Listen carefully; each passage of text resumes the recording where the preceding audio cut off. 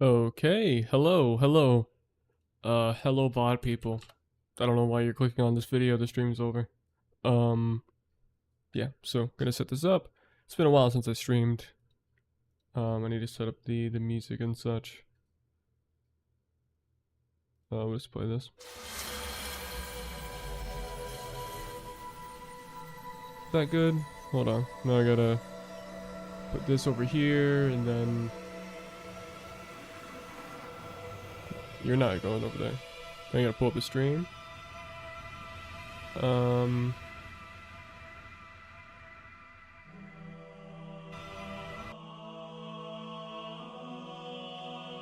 Alright, let me put this in the chat.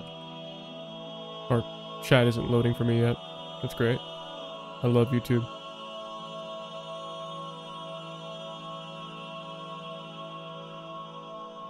I have this like intense nostalgia for the Halo Gearbox port. Mainly it's not really the Gearbox PC port itself, right? Because I never owned that. I have like a nostalgia for the demo. And like installing the demo of Halo Combat Evolved on PC and also Halo Custom Edition. I think the sound effects, the menus, just everything about it. Not as much as like the normal Halo PC game, just because... Okay, now I gotta... Hold on, I gotta move that over here. Because I have that on my PC. I play Halo VR using that. How do I... put the chat on this side of the screen? Thank you. I play Halo VR, you know, using the PC port. Because it needs to do the original Combat Evolved, so I don't feel as much nostalgia for that, but the, those initial menus when you're clicking around the mouse, and, it's mainly the sound effects. You know, I feel like a nostalgia for that. I mean, I included it on, I don't want to hide that. I included the sound effects on... I'm sorry, I'm just coughing. Landfall. I included them on Landfall. I don't know why I was blanking on that. Can I please select this too? And so like when you open up Flawless Cowboy Landfall... I need to sneeze. This is not a good time to stream. When you open up Flawless Cowboy Landfall and you start the game, when it initially hovers over the start button, that's its own sound effect from the Halo PC port. And then when you click it in, it does the little accept sound effect. And I thought it was really fun. I know a lot of people would refer to that as a deep cut. I decided it'd be like a fun little, you know, reference to throw in there. It's like, oh look, it's Halo PC port. Kind of tells you as the player, it's like, yeah, this is not being developed by some, you know, guy that isn't like a major Halo fan. This is created by someone that knows Halo in and out. Clearly, I mean, I don't, that's not like the deciding factor of like if someone knows Halo, but if they're gonna have something like that, like this really deep cut reference in there, you know, it kind of ends, it lends an air of like credibility, you know? Because no, like, money-hungry UEFN creator that's just trying to make a quick buck by remaking an easy game would, I'm turning this up by a little bit, would, you know that sort of thing, and include, like, you know, a very niche aspect of Halo, like the PC Gearbox port sound effects for starting the game. Because that takes a lot more effort, because you have to get the sound effect for it and implement that. Just for something that's barely noticeable, but also, I mean, you know, it's just like you can just use any sound effect to start the game, or no sound effect at all. But for me, I felt like it was important to have it, you know, be Halo, have a Halo sound effect. Something that I personally feel nostalgic for as a kid who didn't own Halo on PC, but you know, played through the demo on my family computer.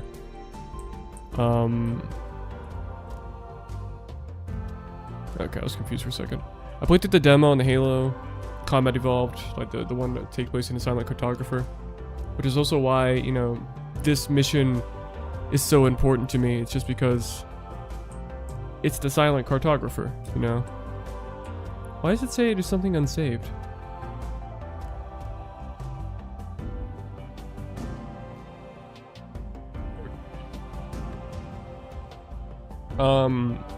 But you know, that was important to me. Gonna have like a callback to Halo, and it's the same thing in Cover of Night, where you have like the multiplayer countdown before the game starts. That's only in there just because I couldn't get the start button working again. I don't know why, it just wasn't appearing. I think, I don't know. I think for Silent Cartographer, I might make it a start button again. I know for sure Pillar of Autumn, it's gonna be a start button, so I don't know, maybe Cover of Night's gonna be the only one that starts like that. Unless I can't get the start button working ever again. So here's the cinematic we have going on here. It lacks music. That'll be added in post. And I don't know what track it's gonna be. I haven't found like a good piece of music to use, but I'm pretty proud of this this cinematic here. Okay. So it's gonna be kind of low frame rate, but you'll be able to understand.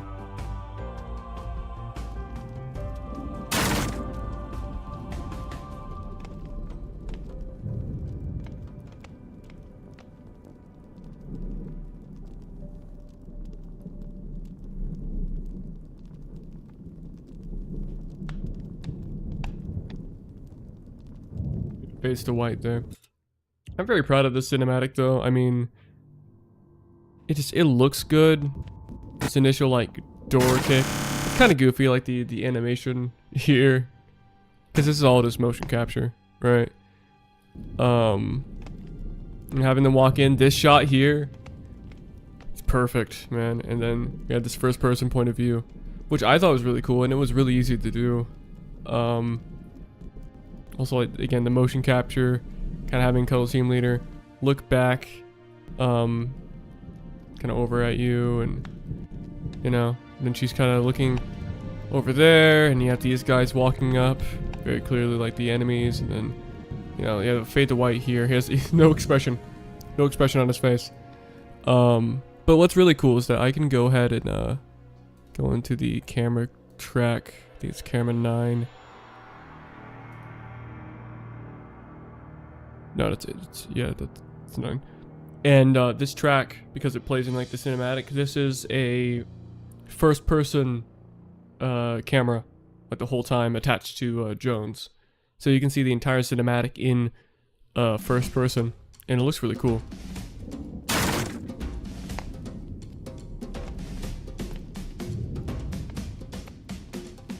Like obviously the teleporting, it's not made for first person like this section here is, but as soon as it cuts back, you know, you can see the it doesn't look as good because it wasn't made for first person for these scenes. I think the kicking is really cool though. The kicking is really cool. But yeah, this part isn't, so the hand is like kind of cutting through the weapon. But I mean, on the actual camera in this scene, it's from this POV, so you don't see that. Yeah, I'm really proud of this. I think the lighting's fantastic. The general look based on the thumbnail. I mean, this is inspired by the thumbnail a little bit. I couldn't get Agent Jones with his model because it was just the suit one. So this is the this is Blue Squire and Cuddle Team Leader, which are on the cover for this map, Lost Dungeon. And then, you know, this scene here, kind of having Cuddle Team Leader look over at the camera, or like where the camera is, right? It's great. And also like the way I had it, it's completely unintentional, right? Because when I do this motion capture, I'm kind of guessing where the gun is, and I just really have to hope that when I have it attached, it all works fine. And the hammers are in a good place. Hands are in a good place. I just said hammers. What's wrong with me? So here, you know, this whole like, in this cinematic, you can kind of see him already raising the gun here. And then right here, this is a separate take. He's, you know, raising the gun. So it matches. And then he's in the front. Blue Squire with his Wrecker revolvers walking through. He's holding it all weird. And it's great too, because what is this track, bro? It's from Halo 5. I had, my character here. He looks over to the side. Right. Over at Blue Squire. Middle. And then looks over to the left. Looks a bit up. You know, inspecting the environment or whatever. And then, you know, that's generally where the cuddle team leader is. So then you kind of get, like, a really dynamic looking environment that feels like you are part of this, this squad that's entering this dungeon. You know, kind of searching everything, seeing what's going on. And it was really cool. And of course, ignore the fact that cuddle team leader's looking at Jones here. And in the next scene, she's looking over there. She's kind of just like inspecting the wall and stuff, and none of them see the NPC. And there's Jones walking up. And you have Blue Squire in the back just turning around at the same time. He's like, what's going on? It's fantastic. Oh no. There. Kind of recenter myself. It's annoying when the camera does that. I just thought this environment looks stunning though. It looks amazing. Yeah, just great for the cinematic. And also in this final area, he's like walking through the barrel. But I mean, what's fun about looking at these cinematics from like a free cam, right? You kind of get to see how everything is just kind of put together with each camera shot to make each shot look the best. So they keep teleporting around ever so slightly. And a lot of these characters are using, you know, different takes.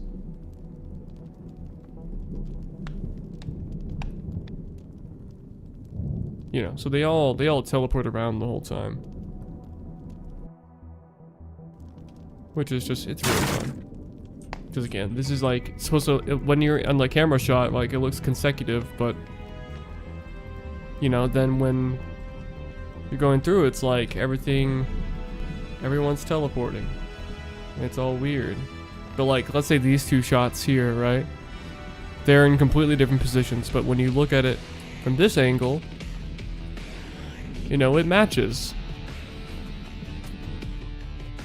Changing the track, I don't want to listen to Halo 5. But it is really cool. It's working on these. So that's that cinematic, and then we have another one I'm doing, which is what we're working on today. And I'm sorry I didn't stream doing that cinematic. I was all off stream. I've been working a lot on Flawless Cowboy. I'm getting something ready for that, and I can't say what it is, but it is really, really cool. And if it was a cinematic, I'm gonna say that part, but I can't say the contents of it. It's for Genesis Live, and I think the production value, perceived production value at least, is a lot better this time around. It's a lot more, and yeah, I'm really excited for that. But in terms of what I'm working on right now, again, trailer for Lost Dungeon. That's the beginning of the trailer. Then we'll have some gameplay in between, right? So it'll fade to white near the end, and transition to gameplay. I'm gonna take a sip of my coffee real quick.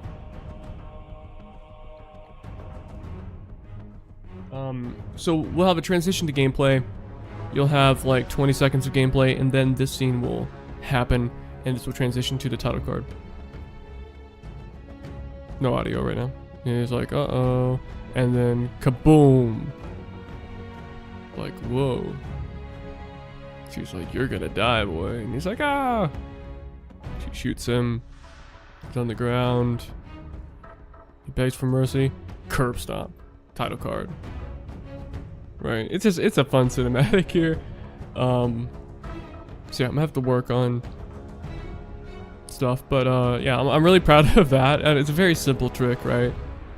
A little falling down, but you know, the motion capture is just me jumping in my room and landing cool. So having also this light caustic here is fantastic. That's beautiful. By having that and just kind of boom, the cool little reveal. It's like, ah, he's on the ground, and then here she'll like toss down the weapon, or you won't be able to see it. She like tosses down the weapon, right? And then what I'll probably do, right, I'll have her hold the gun, but since this is off camera, right,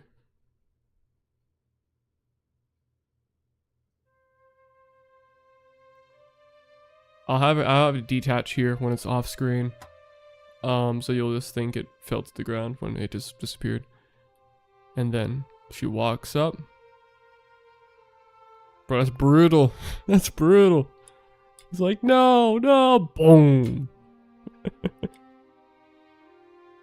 Let's look at this from an outside point of view to kind of show kind of behind the scenes and how this all looks. So he's looking around. Character, hop in. Yeah, so we'll kind of zoom in here.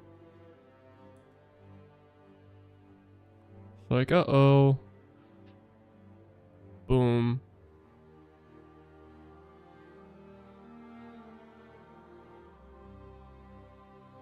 It's fantastic. Oh, why did the lighting change? Okay. I was wondering why it looked so bad. Now it looks good. What happened? Whatever. So here, I mean, again, some more behind the scenes stuff. And this is just before I start adding in. I think what I really need to add is just the weapons and the shooting effect.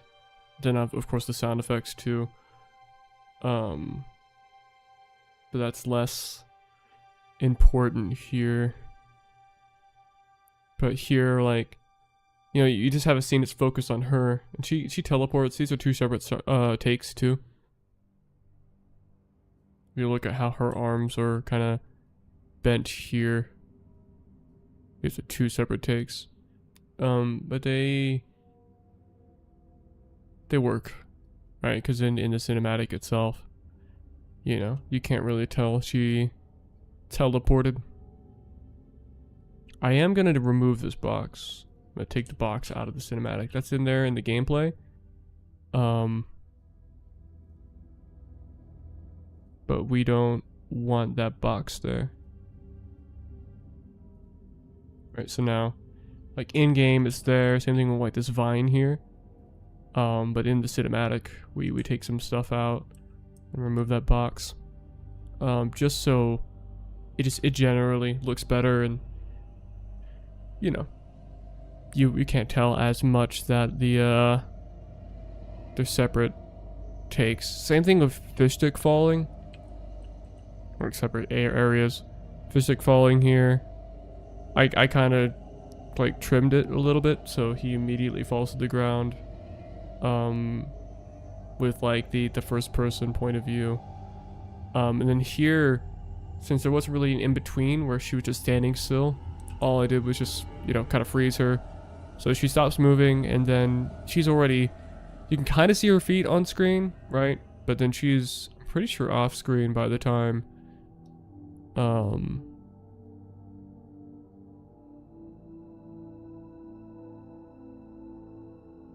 yeah, so she's already,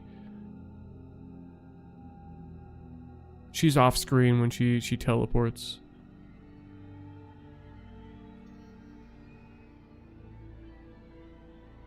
Like here, she's still, and you kind of see her feet, but you can't really see her. And then back when she's in the shot again, this is a separate animation that I did, where she just throws it down, walks up, kick. Alright. And although it looks bad from like a third person point of view, alright, doesn't really look the best here.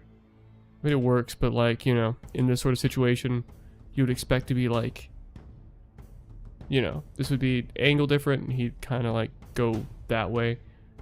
But in a first person point of view, you know, you can't tell. So it works out in this situation. I just think it's really cool because you see her just like toss it to the side, walk up, kaboom. It just works out really well. Yeah, so now we just got to give her a gun. True American way. Give her a gun. And yeah, we should be good. So I'm going to place down.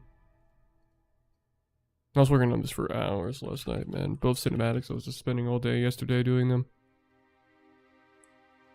So here, place down a mammoth pistol, I think is what she uses. This one?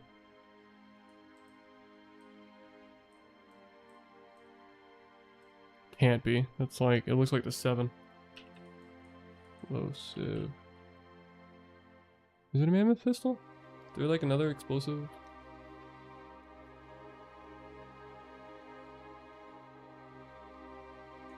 Screw it, it looks cool anyway. Looks cool. I guess they reskinned it. This is lawful, right? So I don't think it'd be like if it was already 7 themed. So this is probably just a recent reskin from this season, which is kind of annoying thinking of like, you know, if you have a map and this pistol just matched the vibe and now suddenly it's like gold and red and black and it's just not the same anymore. So we'll save here, drink some of my coffee, give her the gun, and then you know, have it attached, make sure it looks good, and she'll throw it away after.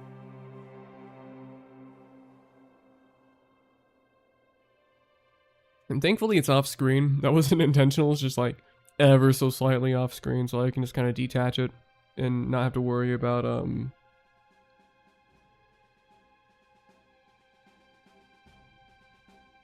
yeah, not have to worry about the gun being animated, because it gets really annoying trying to animate like a gun, you know, detaching from the character. I tried doing it with this map. I was like doing motion capture for the shopkeepers, and I just hold on, let me add a noise gate filter onto my thing here. There, hopefully that makes it better. So I was doing motion capture for the shopkeepers in this, and I had one that was like holding this ball. It's like an orb, right? Power up orb. And she like kind of tosses it up. And so I was trying to animate it so that like it tosses up in the air completely independent of her hand. And then goes back onto her hand. It's like it's still attached to it, floating above it. But it didn't work. Because it was just always attached to her hand, and when I detached it, it would, you know, not really animate, it wouldn't go anywhere I wanted it to, and it wouldn't smoothly go in between being attached and detached. Which is really annoying, because like UEFN, well, I know most people, they don't really care about cinematics and stuff, so not the biggest deal for most people, but for me, someone whose work really hinges on the cinematics now, I mean, Cover of Night, and all the levels, you know, in Flawless Cowboy, because it's Halo, they all need the cinematics to work, and you want one narrative. But especially with Cover of Night, adding the motion capture element, and me learning a lot more about it, and some of those areas, some of those cinematics currently are like hand animated because I couldn't get the motion capture working on custom models. You know, it was I don't know, it kind of increased the value to the point where it's it needs to be, you know, involved with cinematics. And so when you have such a glaring issue with a very integral part of these cinematics being attaching items, it just doesn't work. And also, I don't know if I'm doing it wrong, but group actors, turn this down slightly, you can't move group actors in a cinematic, right? When you try to add them, it adds all actors independently. So what you have to do instead is attach that group actor to a separate object, like a cube, and then just attach or add the cube to the cinematic. I had to do that quite a few times, because just moving the actor itself, it just doesn't work. So like the escape pods and boarding action and Landfall, they have like a cube that's inside of them, because that's like the thing actually being animated. Same thing with I'm doing like the cinematic for Sonic Cartographer right now, right? And I have hopefully temporary pelicans, because they use like the actual glider. They use like the actual Fortnite glider, and I don't want that to be in the final product because, you know, that's a copyrighted IP. Even though it's like the color's modified and there's an extra decal and I removed the glider elements, it's still a Fortnite asset.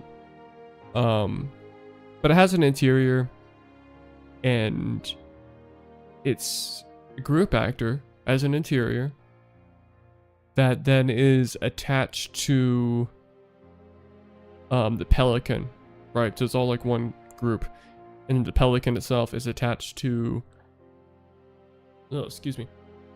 The pelican itself is attached to a cube that's inside of the cockpit. So instead of adding the whole pelican with all like 27 objects, I just add that cube into the cinematic, and I can animate the cube on its own, and everything attached will follow suit. Which is also nice because then, you know, I can have, let's say, like Master Chief is in the or Master Jones. I'll say it's Chief, man. Let's not lie. Master Chief, he's in like the cockpit or whatever.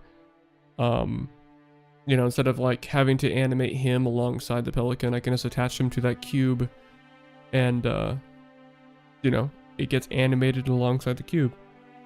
So as long as it's like attached, it won't deviate from that, and it'll look like he's standing inside the pelican. Which is really neat. Then I don't have to worry about all this other stuff. Now, maybe it will be difficult for some parts of it, because I have to...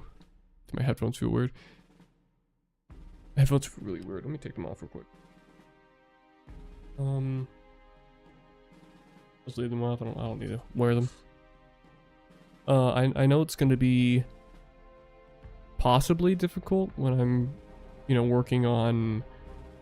Wait, which one is this? I'm working on like having Chief animated inside the pelican, because unlike this is okay, she's 50.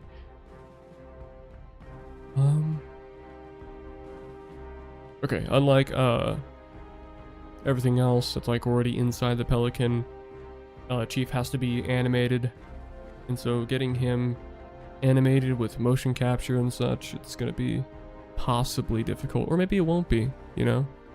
Maybe it'll be really easy. Let me attach this, right? Where is she? There she is. Okay, she's just standing right here. Attach 50 body hand R. Maybe there is an easier way of doing this and I just don't know. I mean, I didn't know you could attach objects inside of UEFN cinematics. And so when I was doing it for Landfall, in like the intro cutscene, the weapon is animated independently of the character. I had like painstakingly go through and try to match up the weapon with all the keyframes and stuff. Really stupid. I mean, I probably should have just like rewatched the each hobby video, and I would have figured how to do it, but why is it stuttering every single time I move this?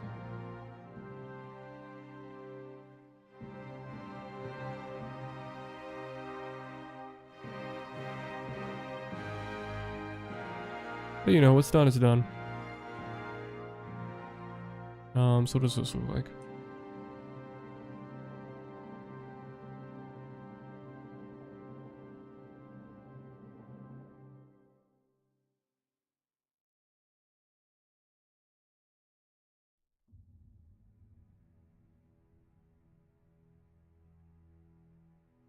I'm gonna raise it a little bit.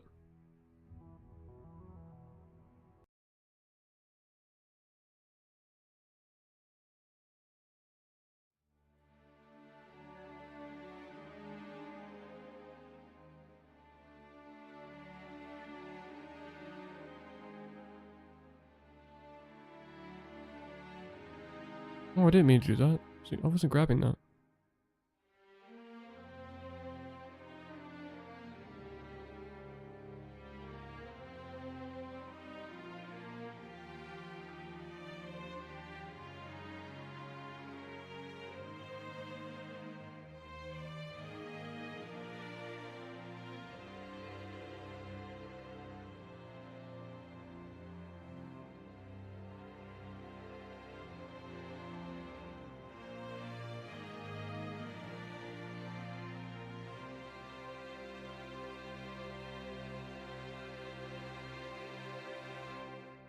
What does that look like?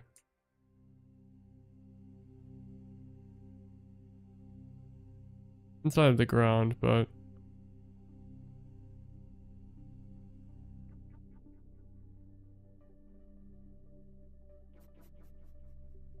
we just ignore the ground part. Okay, we're gonna lower it just a little bit.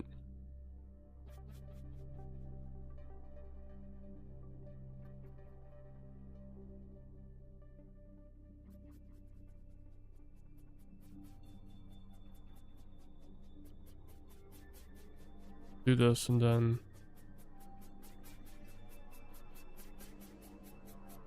let's move it over here.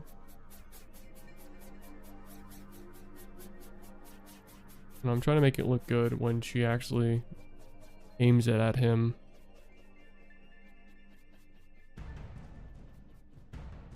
Also, I'm very aware that it's a school day, so I'm not gonna get any views right now. I forget sometimes though. I forgot that like school exists, and like yeah, now it's from in my area, right? People are graduating, but I actually aimed at him. Is this even aimed at him? Actually, yeah, it kind of is. I mean, it's a little off, but I can just go in here and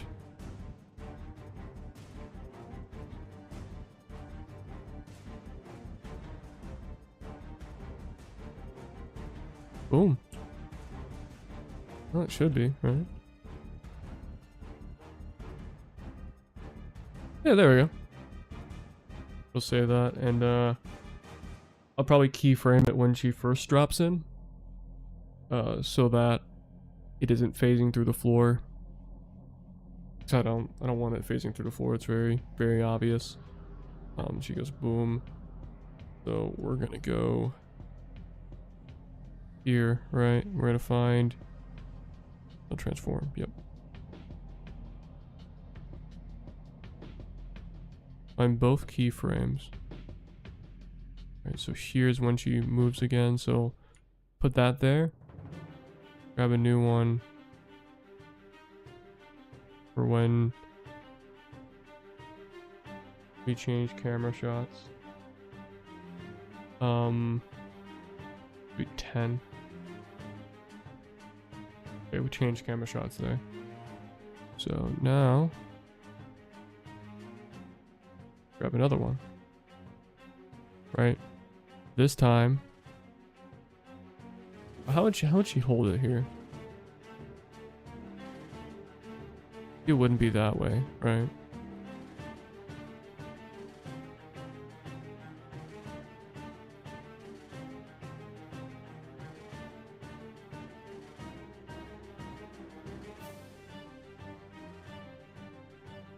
Yeah.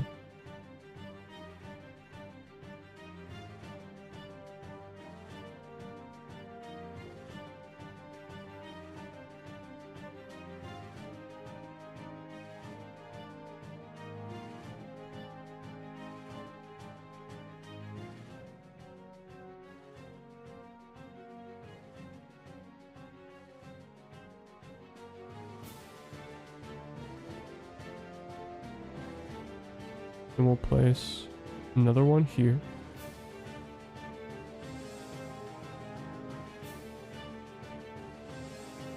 And as it goes to the floor, we're gonna have it kind of move up.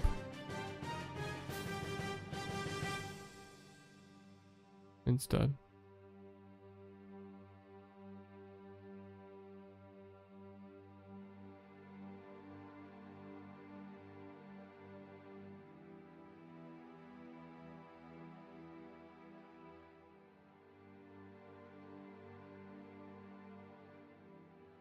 There we go.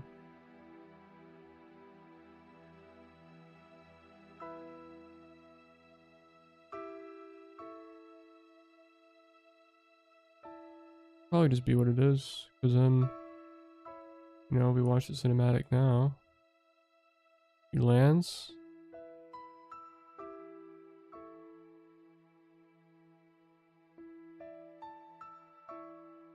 Why does it rotate that way? Wait.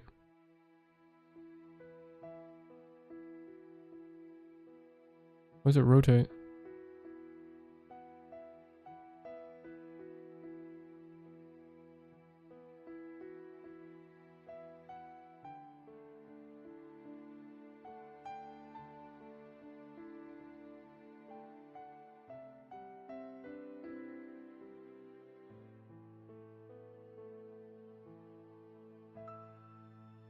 Okay, we're gonna change that constant.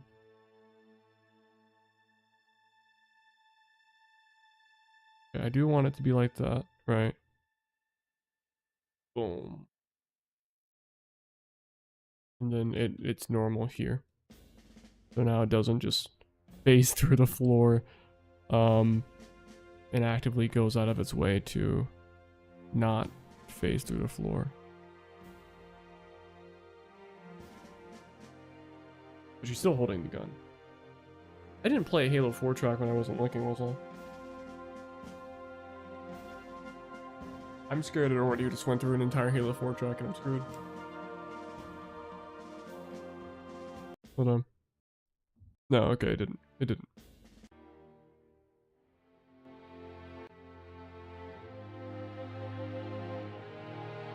I wasn't wearing my headphones for a minute. Why is it doing that though? What is this? Okay, whatever. It's a glitch in the motion capture. Cinematic looks like this. Flips around. He's like, "What's going on?" And then, what? Boom! Uh-oh! Who's this? He's gonna kill you, bro. Kaboom! He's like, "Owie."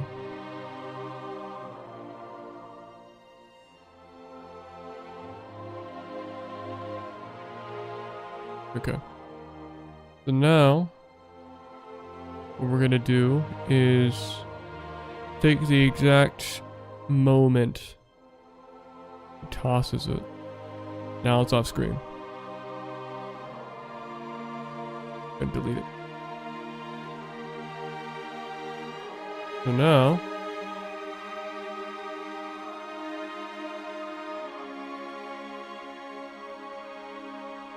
there we go. Easy. So we just implemented her gun. You know, it takes a minute, right? Especially in the situation where, you know, we have to kind of correct the gun. And I mean, like, if you're looking really closely, you can see, like, it's changing the angle, but her hand changes angle at the same time. Alright, and then he raises the gun. Kaboom. Right. And I mean, here, you know, she's still doing the movements and everything. Now she's frozen. And you see her toss the gun. Right.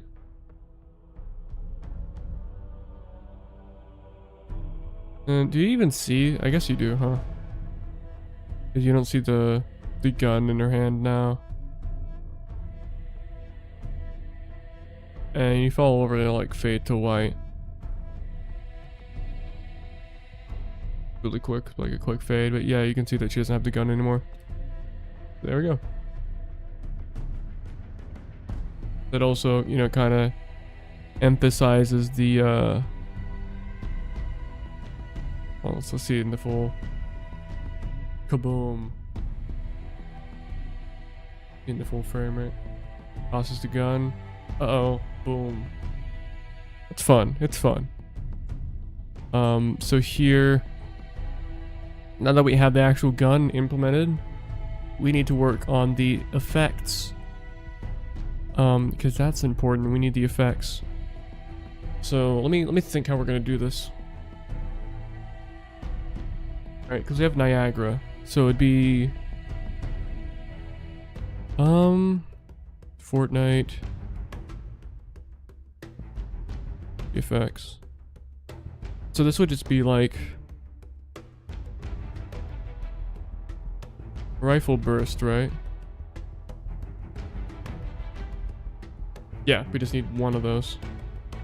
So it's literally just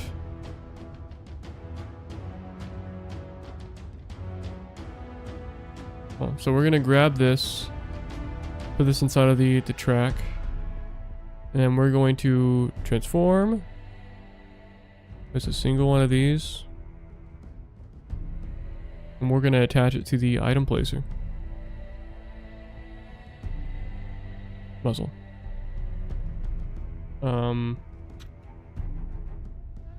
That's something I also hope they fix, because it's kind of annoying doing that, right? But now, I mean, there we go. And it comes right out of the muzzle, so we could probably just raise it a little bit and leave it like that. And I emphasize, like, yeah, it's coming out of that. And now we just go to where she shoots the dude. Let's add an activate track.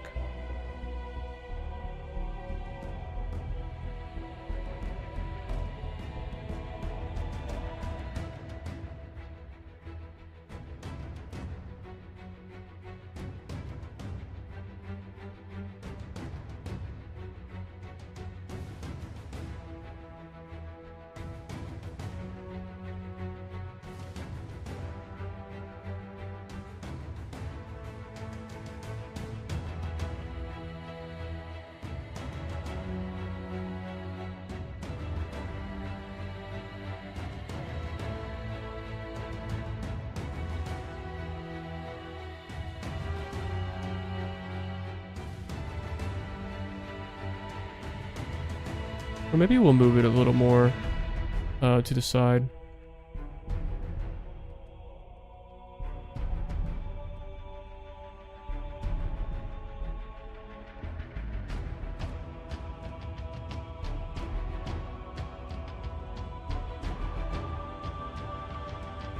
There.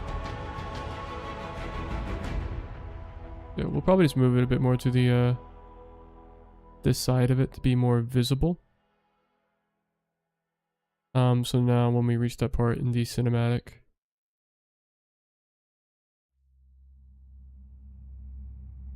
right, pulls out the gun and is like, oh, you're gonna die. He's like, no, boom. Okay.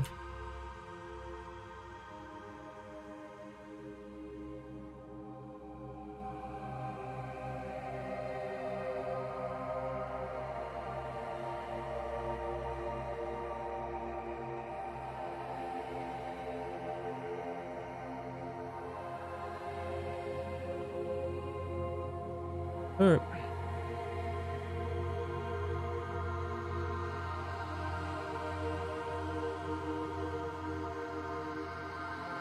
Your head is like saying that he's scared it's gonna not go through it because that's close-up violence. That applies to the not talk. That applies to the thumbnail, right? Like, especially like you can't have the you know, the gun pointed at the viewer, right, for the thumbnail and stuff. But when we're talking about, you know, a trailer, the whole trailer has close-up, you know, violence. I mean, when you do the IARC rating, let's say you pump someone in the head, right? Shoot him right there. That's violence from a close-up perspective, right? That falls under that category.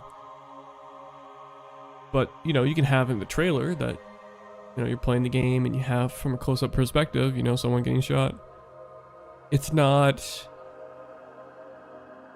an issue for the trailer, as far as I'm aware. Actually, let me search up UEFN trailer guidelines.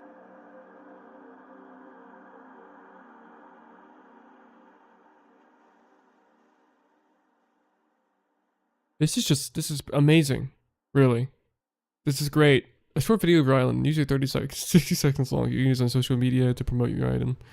Great, man. Great. Do you have guidelines?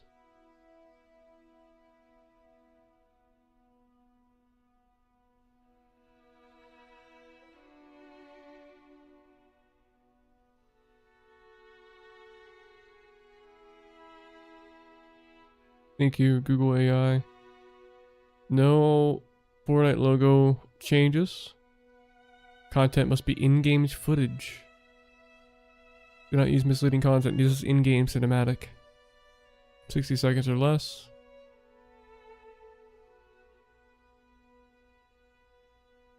I am using this.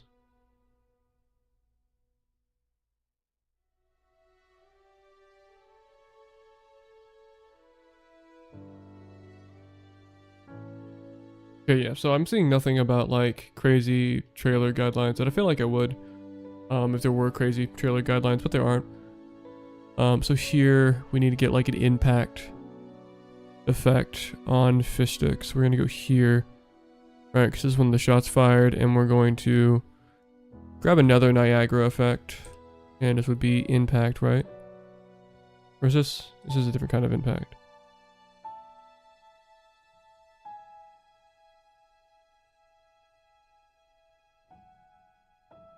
Sure, we'll just use that one. We'll add it to the not auto activate. We'll add it to fish stick, right? We'll do transform. Go over here, right? And we will attach to fish stick. This will be attached to his head. And now we gotta go 0, 0, 0. Again, I really hope they fix that.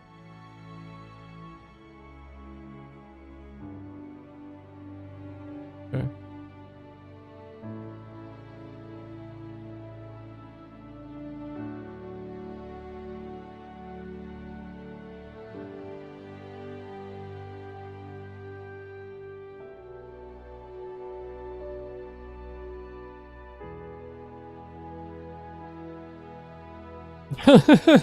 He gets shot. Like, boom. Boom. Okay, that's great. Big fan of that. And we'll have that activate at the same time as this one.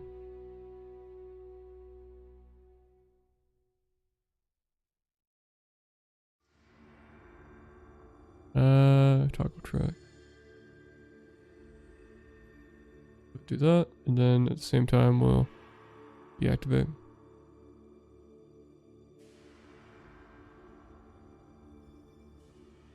This is Halo 4, this is Halo 4. Okay, we're fine, we're fine. That was 17 seconds of it, but it was just kind of ambient sounds.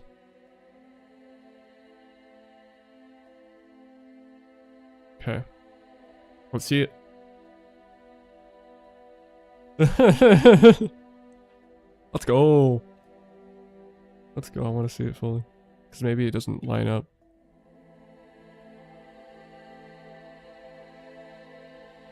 Okay, let's well, maybe it's fine. Yeah, it's okay, it's perfect. It's perfect. It's so stupid, man.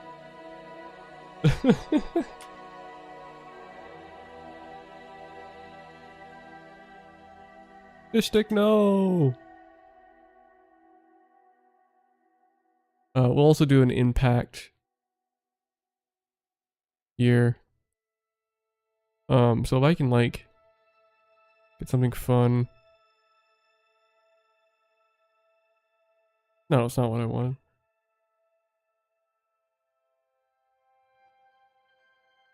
Yes, she explodes when she jumps onto the ground.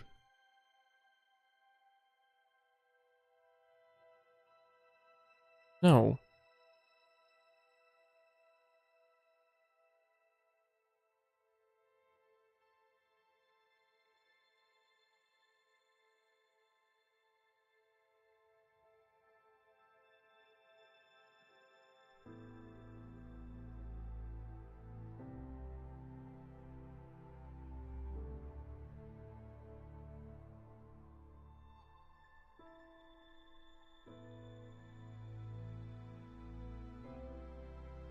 Okay, that's not what I want though.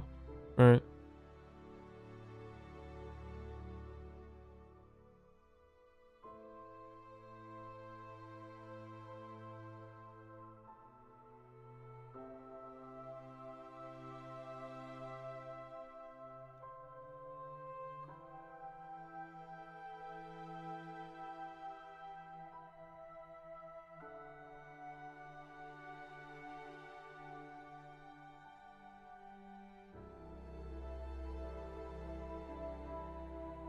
Okay, we can do that.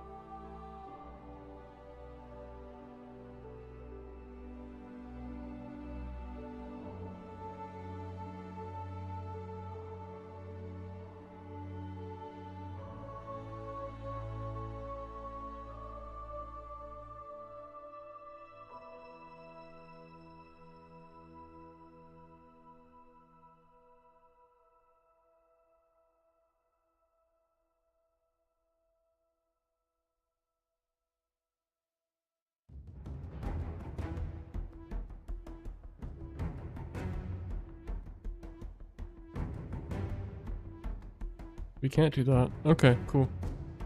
What's the campfire smoke? It's literally fire. That's just fire. That's a fire effect. What impact? Because this is all just like... Yeah, it's little like booms.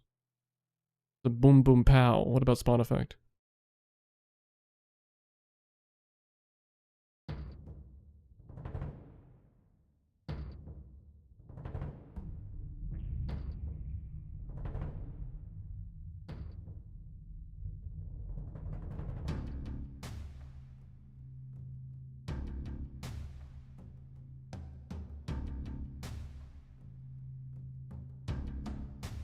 Sure. Okay, so she drops down and it goes poof. Okay, right here.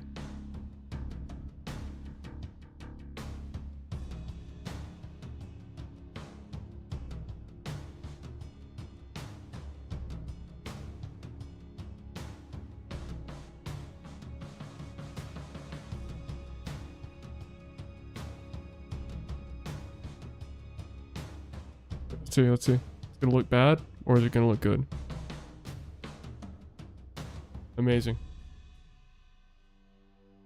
Do it again.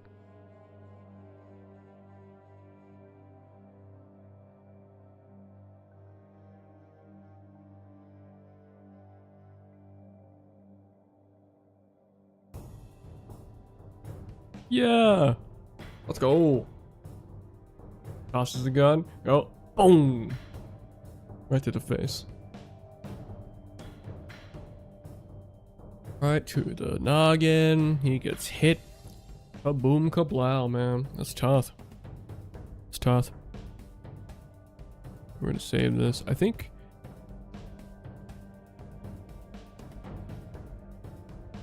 Might add a Lumen Exposure Manager and make the cinematic look better in this area.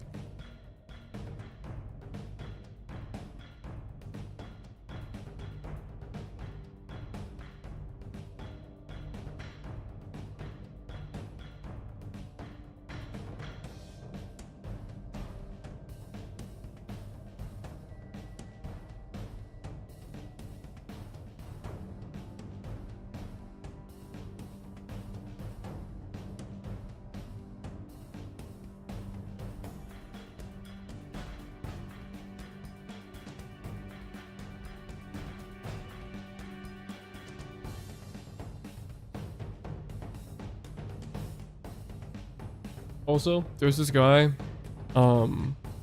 This guy, Dalvy Davis, who is like desperately trying to mug in his YouTube profile picture. That's very sad. He messaged me, bro. This dude messaged me on Twitter. Hold on, let me pull it up. Pull it up on a separate tab because I want to keep that one open. This guy messaged me on Twitter, right? And I'm pretty sure he wasn't even watching what I was doing. He just went through UEFN posts and was trying to, you know, reach whoever he could. Here it is.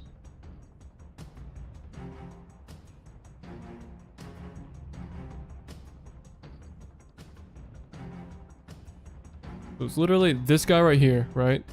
Davi. And you can see his profile, right? This guy, the dude desperately trying to mog. Come on, let's go see his YouTube. Oh no, he changed his profile. Oh, is this not his Fortnite one? Why is he shirtless in half of these? Why is he always mogging, bro? I can see what you're doing, bro. I can see what you're doing. Anyway, this guy. I'm posted this in February. He messaged me January 3rd, and I think this is when I first revealed the gameplay for Cover of Night. This guy texted me. He was like, "Hey man, congrats on what you just did. I'd love to pay you for some education. Would you like to record some content for me? How much do you charge?" No, I'm not recording content for you. No. I just thought that was I'm in a lifesaver right now. Might sound weird. I just thought this was funny, right? Because the type of stuff I would say goes completely against what he would want me to say. Right? It's like, I'm all about, and I might make a commentary in the future about this. I've been wanting to for a minute. I'm all about creating a community, right? Instead of making money as fast as possible, right? Flawless Cowboy is a passion project, right? But you know, I've gained a community from it. I have 1.1k followers in UEFN right now, and that's within less than a year of boarding action being released. That's not because like I'm trying to make as much money as possible and be like this guy. I'm just, you know, doing my thing, right?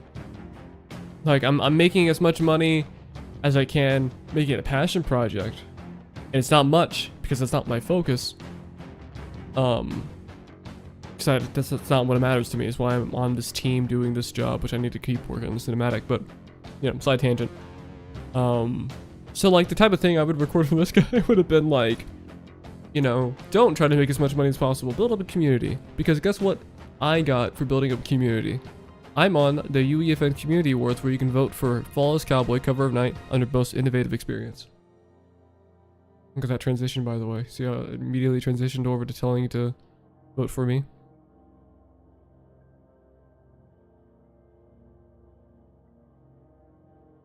Why did I get a 2-day-old missed call from my grandma?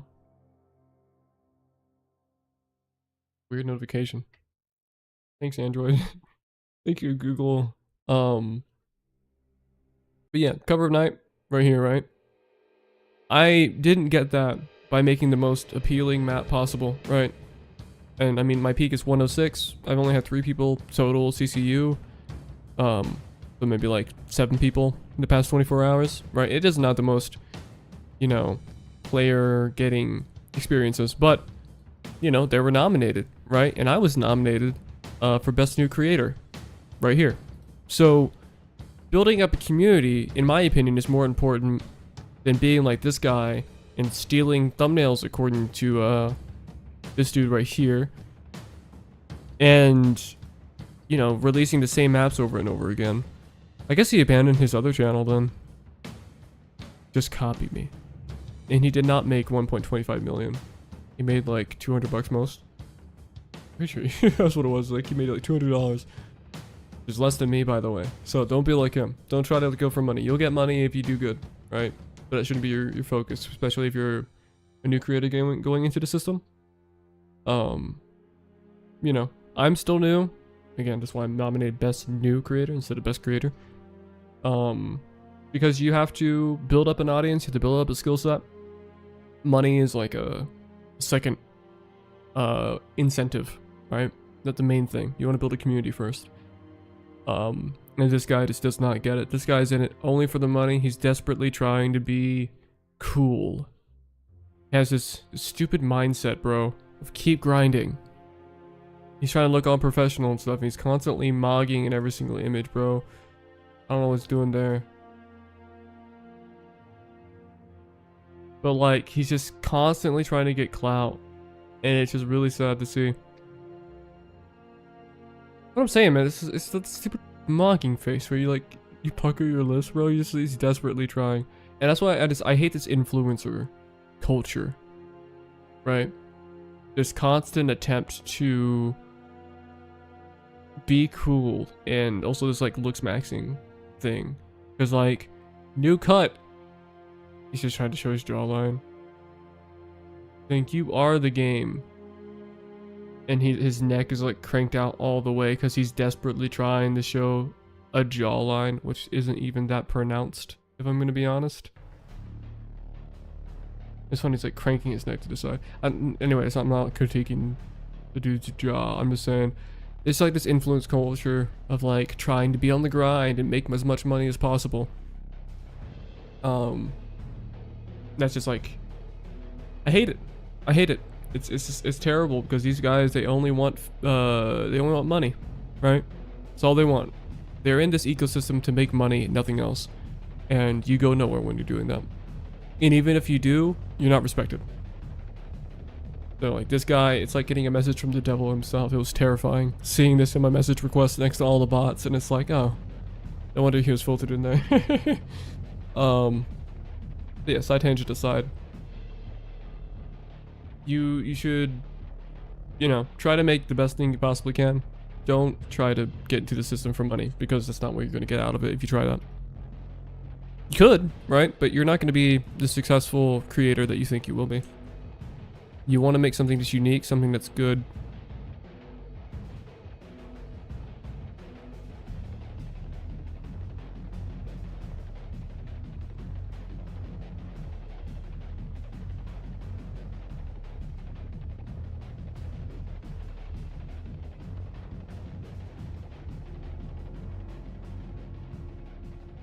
And also, I know it's really rude to be like,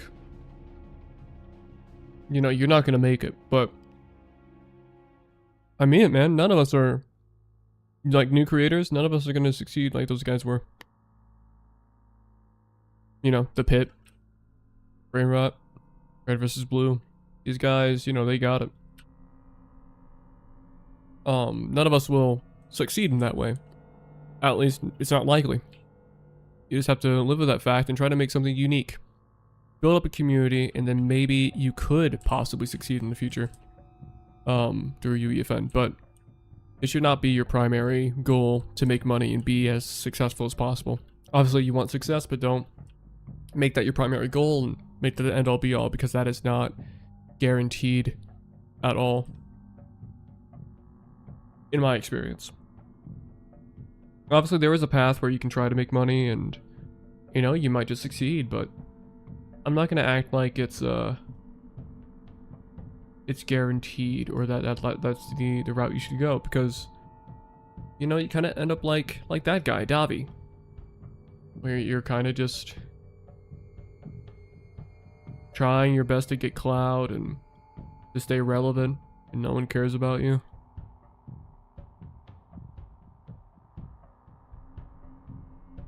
I don't know, just seeing that guy, it's just sad to see, man, because like people have that mentality where it's like, oh, I need to make money, I need to be on the grind, and it's just like, you need to make like good stuff. That's the whole point of UEFN. Make a creation that people legitimately care about. But the whole point's about being creative, and yet these guys are over here not being creative. They would rather, hold on.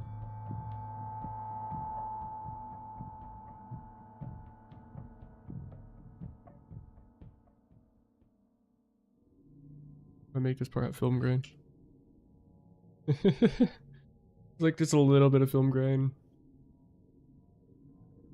Oh, that's fun. Hold on, now I want to do more of this. 1.2. You have a little film grain. Not crazy noticeable, but like, oh no, boom.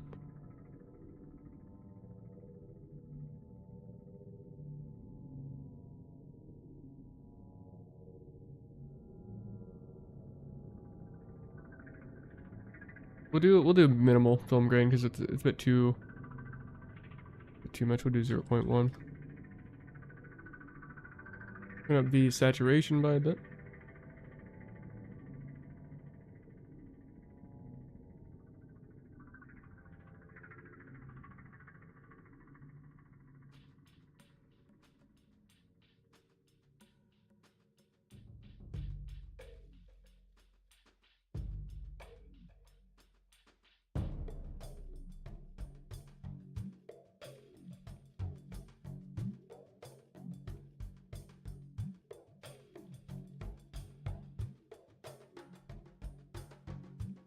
Right, so I mean just like a simple lumen exposure manager just did all this. So it goes from, get like the full environment, hold on. So it goes from this to this, right? And it's minimal things. But it's generally to create like a sharper look. Sharper environment.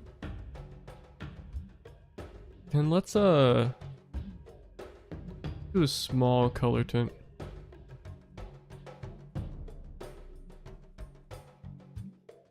I don't want to make it like too extreme.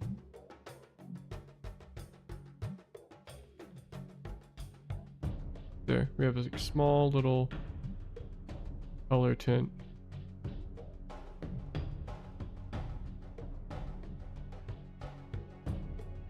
Now let's watch this.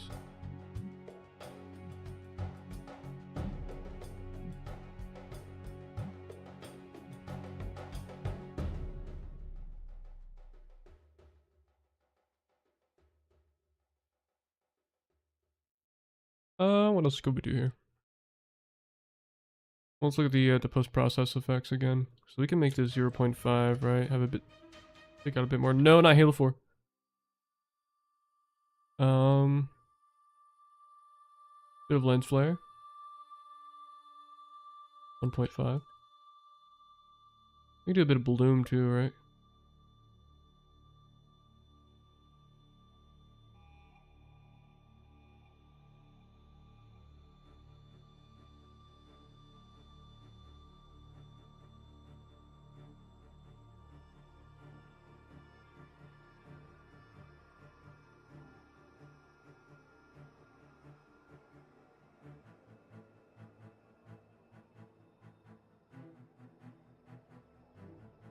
I'm not seeing any bloom.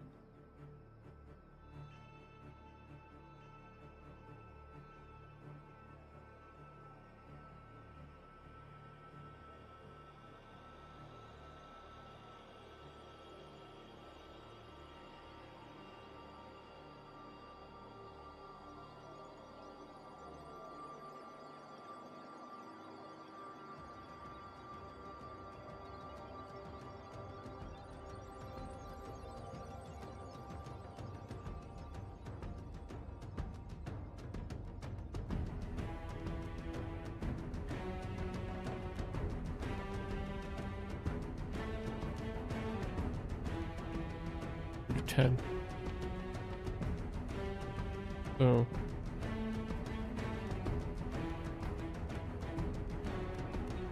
okay.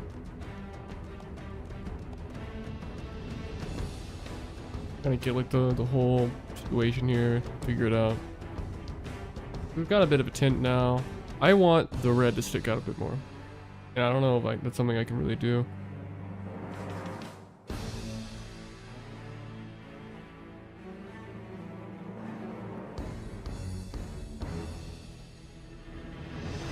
I can. Also, I'm pretty sure the bloom's doing nothing here, which is weird.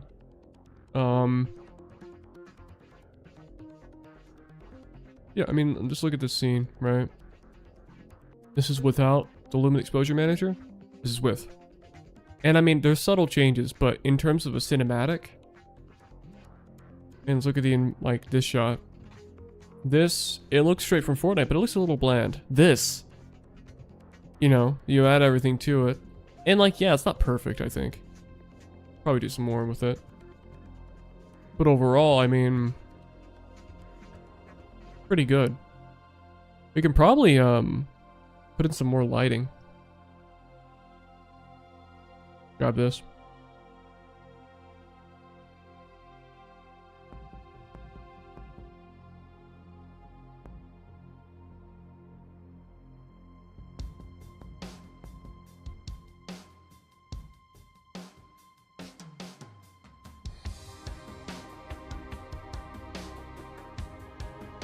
Oh, I need to copy it. Hold on. We're gonna remove that. Leave this view. We're gonna copy the light. No, stop putting it in the... I didn't tell you to put that there. Why is it doing that? Okay, we're gonna throw it all the way up here, right? So it affects nothing. And we go down. Transform. And then when we reach that part, this scene, we will move this light down here.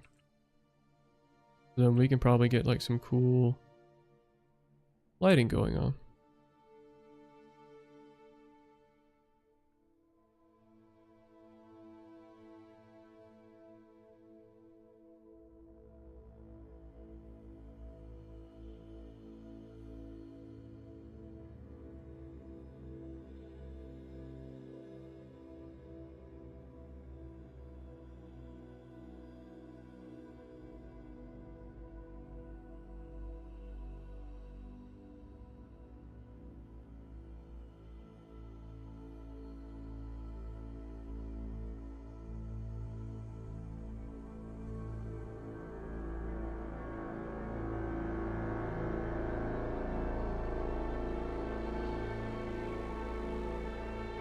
Alright, because even this, or I guess, let's decrease the light size. Alright.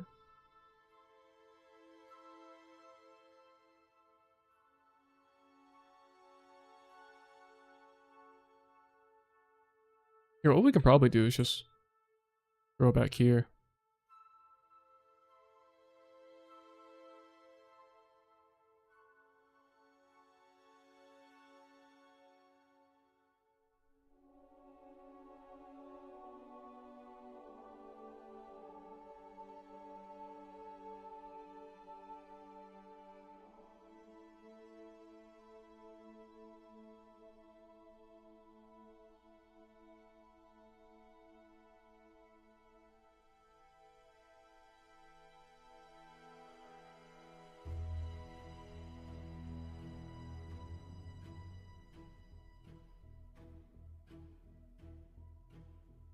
No, doesn't really work. We'll probably just put it above and all the day because I don't want it to be like directly in the face. So we'll just kind of decrease the light size.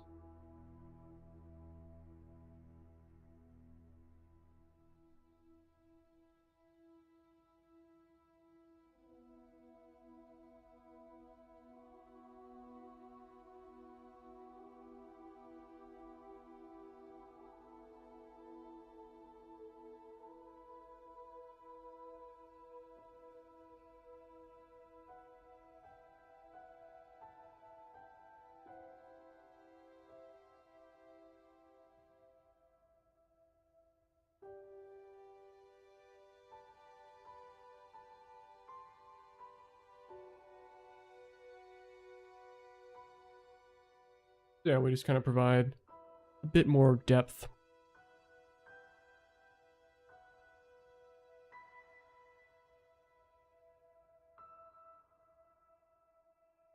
Yeah.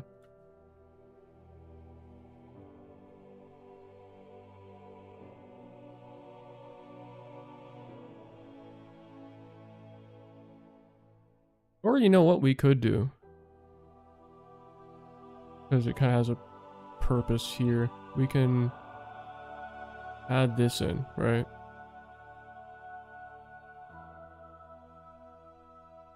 Put this over here, and then we will color it orange.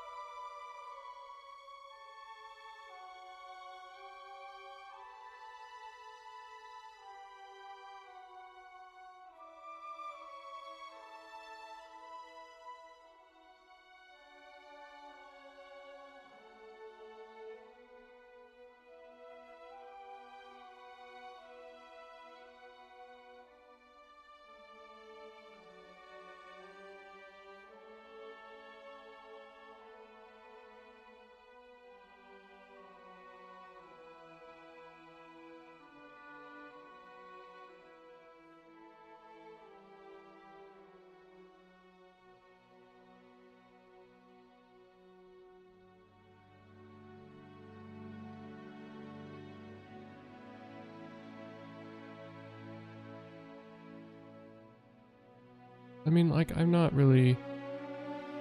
Well, maybe it's worth just doing a bigger light size.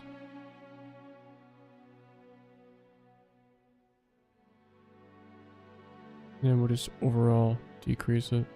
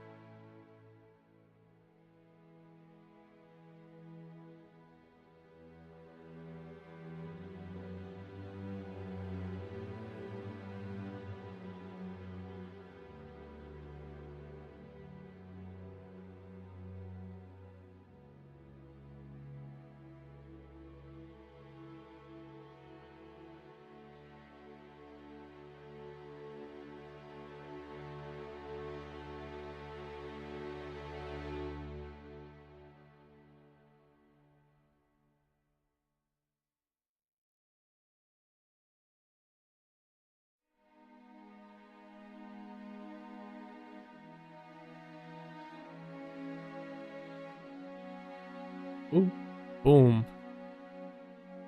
Yeah, I like that. I like that. Okay. So now, a bit more variety here, because otherwise it's just kind of plain. So we just add a bit more lighting to it.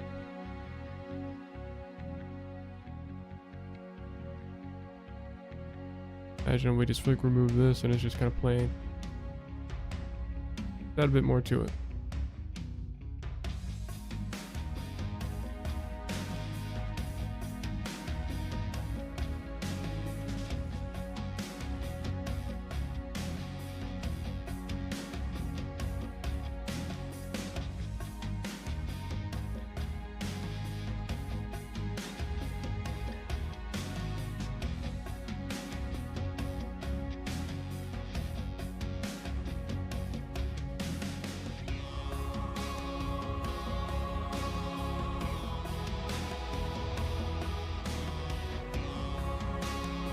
I want to see what he's doing, Davy Davis.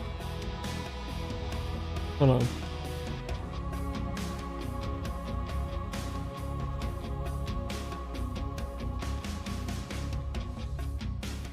Another person named Davy Davis. There we go. So he has 2 channels. Authenticity sells, sure, bro. So he has 2 channels then.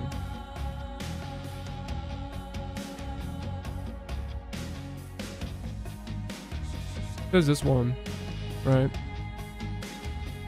This is all the Fortnite stuff, and the other one's like some other account. Well, I mean, is it on here? No, it's not. Raw, impactful videos you can just relate to. Just be yourself. Again, this is the same guy that messaged me, right? Who acted like he wanted, That is terrifying. This one is terrifying. He asked if I would record some gameplay for him. He's saying he makes 2.1 million a month from Fortnite, and I don't even think he's made over $200. Why is he like desperately mogging in every single thumbnail, bro. I'm sorry, but like, he keeps doing it. It's like the fish face. The fish face, he's doing it every single one. This one's terrifying though. Why is he doing the fish face in every single thumbnail, bro? He made $102.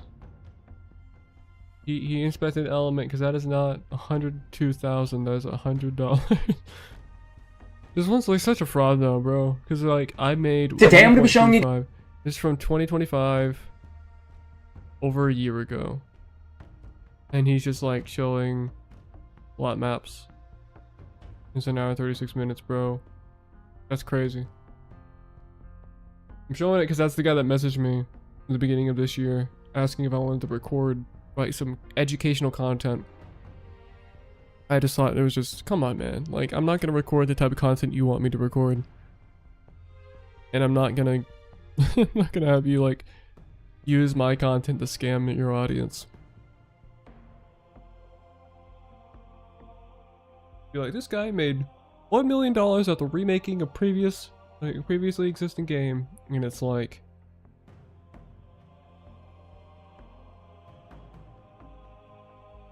now this is odd. This is chapter 6 playground map. Also, you don't get, if you get nostalgia from chapter 6, you gotta be like 5 years old, bro. I'm sorry. Some aspects of this, the first season were cool, but if you get nostalgia from chapter 6, I think you got problems. Or you, rather, you get very attached. Like easily. This is very interesting. Sure, man. You're not gonna read that. It's very interesting though, because they actively like are supporting that. Weird. Weird. I'm gonna save that.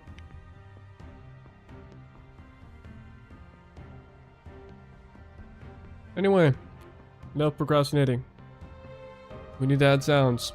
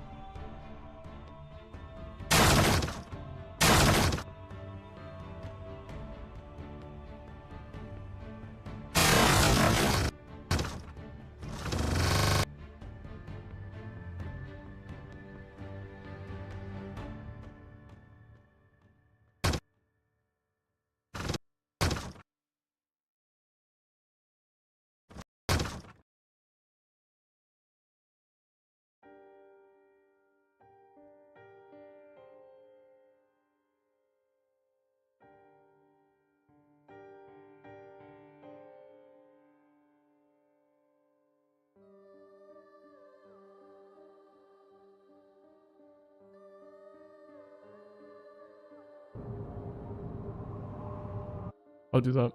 Yeah.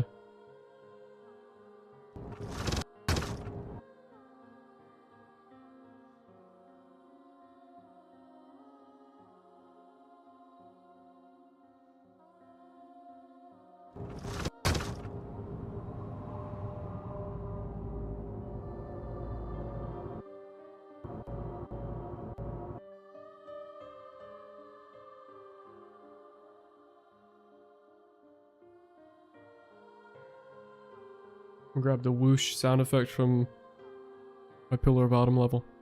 I use this for everything, this stupid whoosh. I can find it.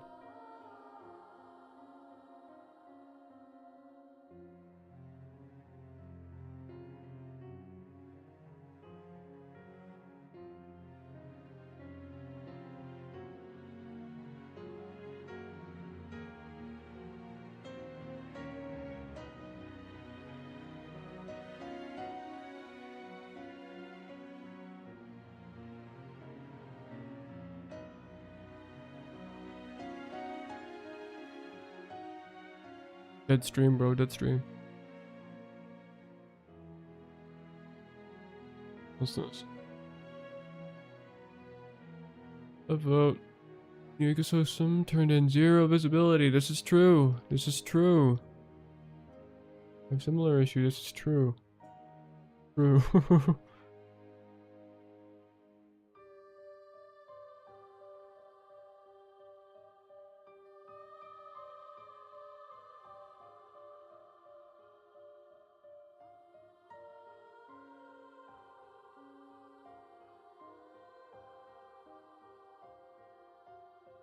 Oh, oh.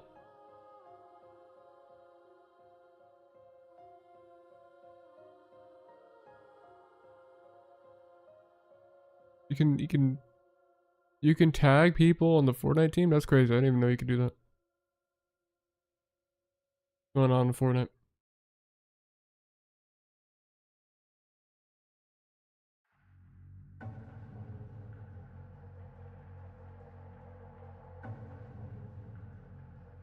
Popping this over. Okay.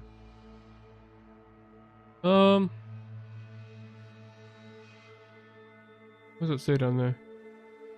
It is earned by game developers as creators.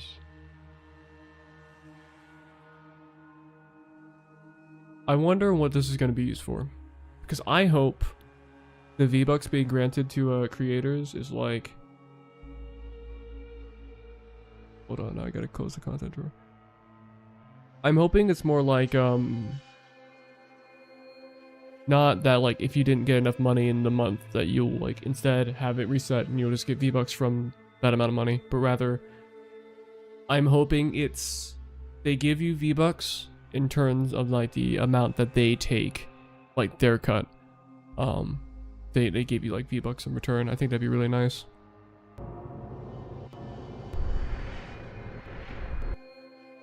Okay, we're gonna increase this. It's gonna be, like, 4.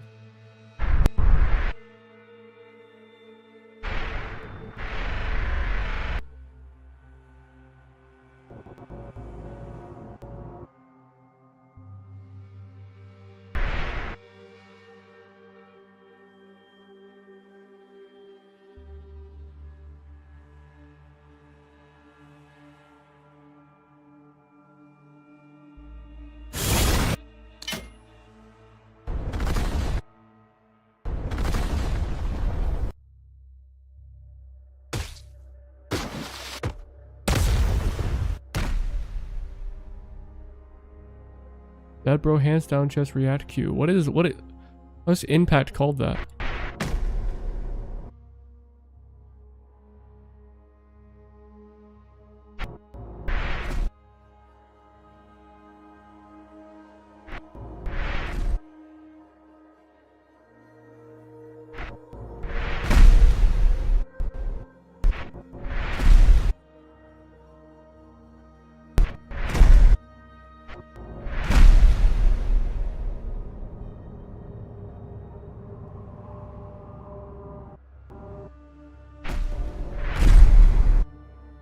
I like that. I like that. Because we go from like... Okay, it's gonna be 2, right? I think we're gonna increase it just a little bit. Okay. It's like, oh, what's going on?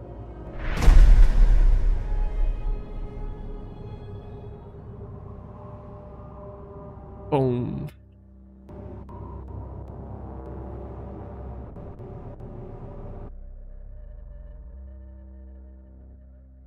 Oh, I guess it's in here, right?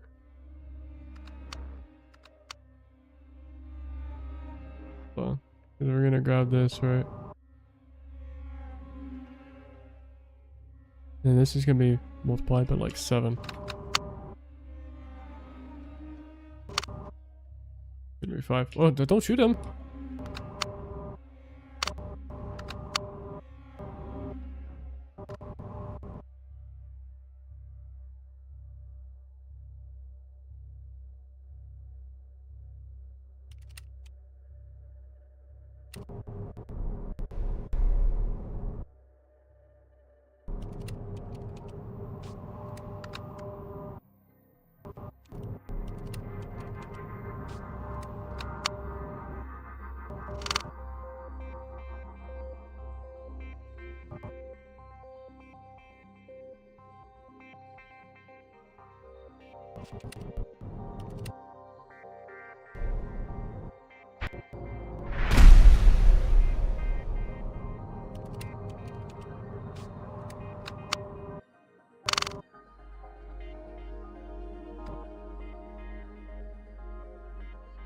Maybe 1.3 on that one.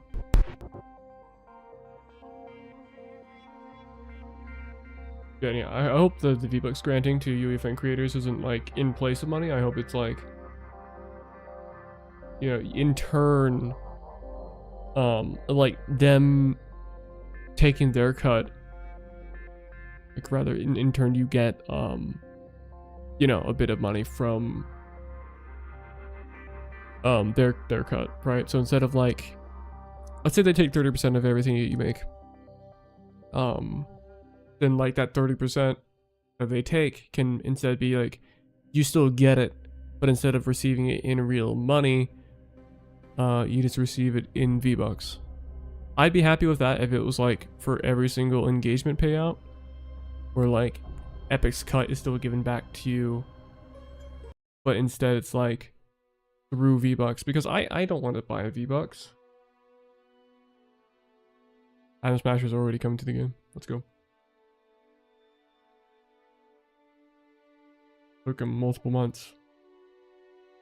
Oh, he's also coming to the shop today. That's weird. Took a solid 2 months for no reason. I guess they just wanted to connect it to buying the game.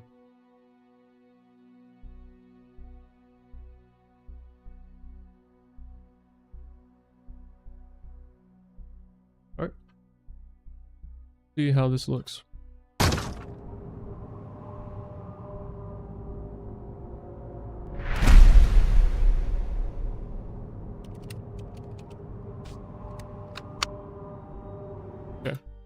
Now, I'm not, you know, including attenuation, because for some reason in the UEFN like camera, the attenuation doesn't match, right? It bases it where your main camera is. So my camera's right here, but then like the actual camera is like here. Instead, it's going to be centered instead of facing right. Or if my camera, if my viewport's like this and this weapon is like a gunshot coming from this gun, but then the camera is like this, it's going to play from like the right ear instead of the middle. So for trailers, it's just easier because it's not playing in game, right? And I'm just recording the viewport. It's easier to just center everything.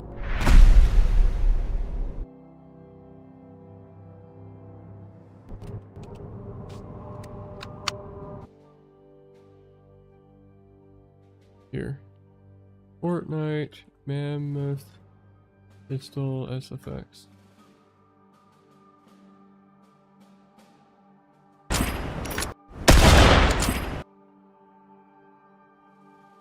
YT to WAV. Just gonna take this and roll with it.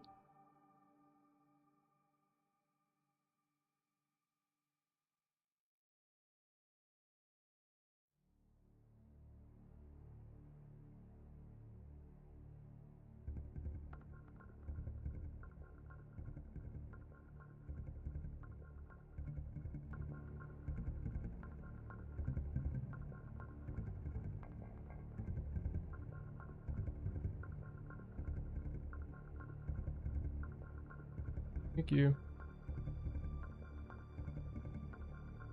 All my downloads are just Fortnite parody stuff. I guess because it is like a .wav file, it makes sense. Just taking all the .wav files that are already in my downloads folder. I make Fortnite parodies, by the way, every once in a while. And not as much anymore, but you know, after like over a year of not releasing any, I made a parody of two of the songs on Bully. I have a few written, but I just haven't felt like getting around to recording them. But they're in the Pleasant Park gun game. We got the song "All the Dubs."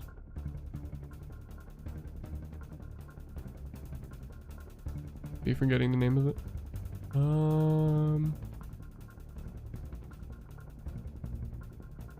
We got all the dubs, we on the grind. You always hopped on every time Fortnite. All this updates. Oh, this tweet. You saw the Overwatch collab, my very first creative map. Which, looking at this is really sick. This is like really creative.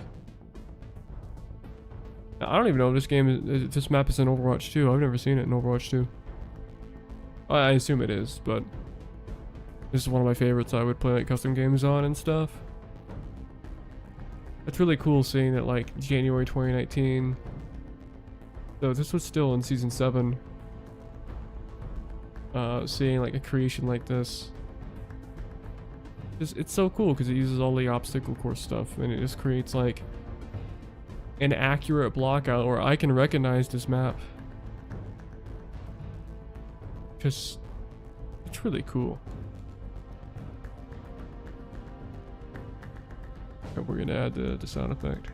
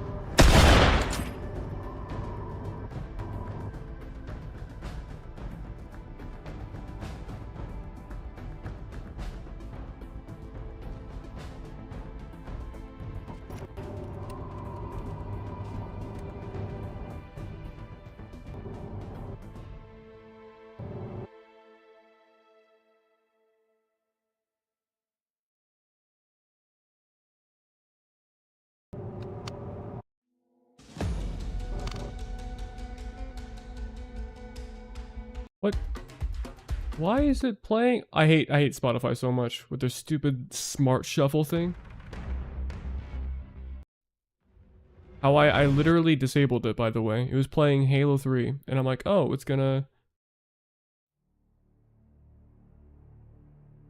play the Halo 3 soundtrack," and then it turns on smart shuffle.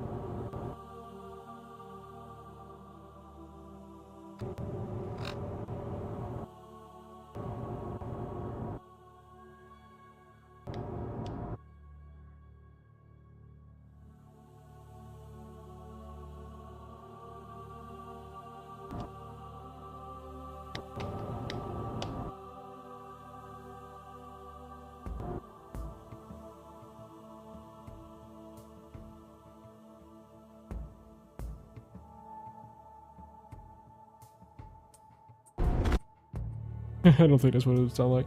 I mean, let me preview the audios. Impact.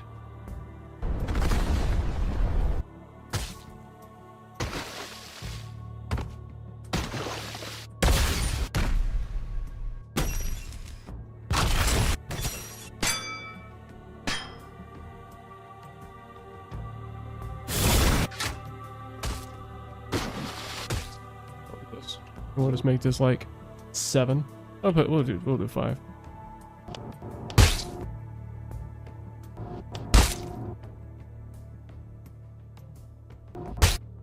Maybe 4.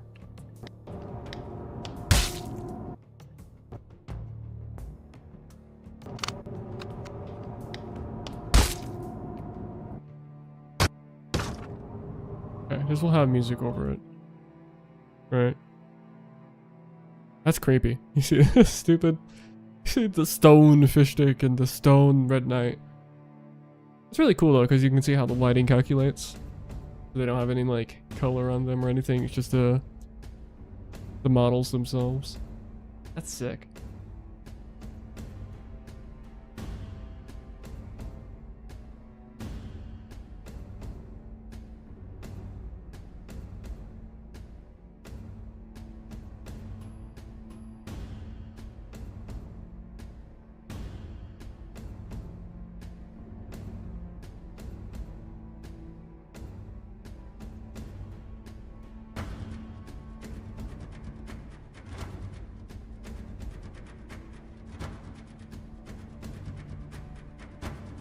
Really hoping they add the pocket items over to like I'm blanking. I hope they add it to UEFN because I'd love to put pocket grenades in the game. So then it's literally just like, oh, you have the grenade, and you can use it every 20 seconds. Because then it's like it doesn't take up an item slot. And it can only be taken up by the item I give you, which is grenades. So then, we can have full-fledged equipment.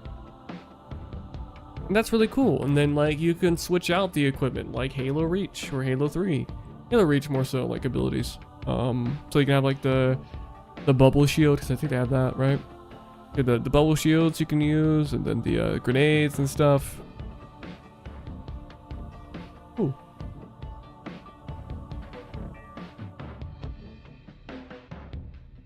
I heard all these spam calls on my phone, bro. They leave voicemails and stuff. Like, I'm not whoever you're calling, bro. Leave me alone.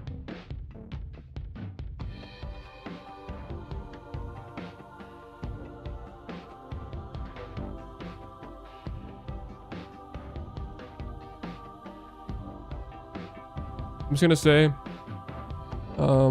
with Flawless Cowboy, also again, like I really hope that you can do like the grenades and stuff, because pocket grenades. Plus there's something else. Hold on, I'm blanking on it now. Oh yeah, and the cube splitter SMG. Hello. I'm talking about pocket grenades in the new Zero build update. If we can get like the pocket grenades in UEFN, I can implement that in the Flawless Cowboy, and then I really hope next update, because they just added the cube rifle. Maybe next update they can add the cube splitter SMG, and with that maybe I can kind of create the needler using that. I mean, like that basically is just a needler. So I'll just like do gray rarity needler, which is nice because it's just like a bit more accurate to the game. And I mean, it seems like it's a fun gun. I haven't used it once. I don't know if it's even in Battle Royale. But my main mode is OG anyway, so it doesn't change. But those two would make Flawless Cowboy so much better. Just on their own. I have a lot of things I'm planning for Flawless Cowboy that will be really, really cool once they're ready. I'm gonna try to submit a cinematic to Genesis Live. The due date is on my birthday, June 6th, so I gotta hurry up and make sure I get that. It's like the intro cinematic for Silent Cartographer plus the initial fight. Like the environment's done, I just have to get the cinematic created, and that takes time because I want to make sure the cinematic's good.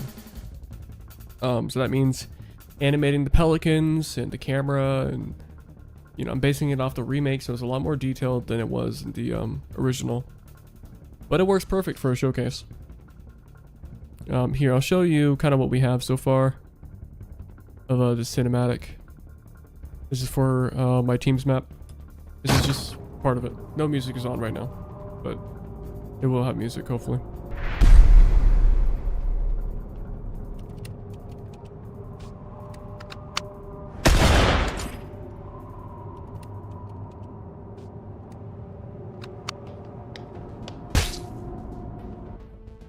That's it. Hold on, let me go back to the this. Gonna match up the sound effect.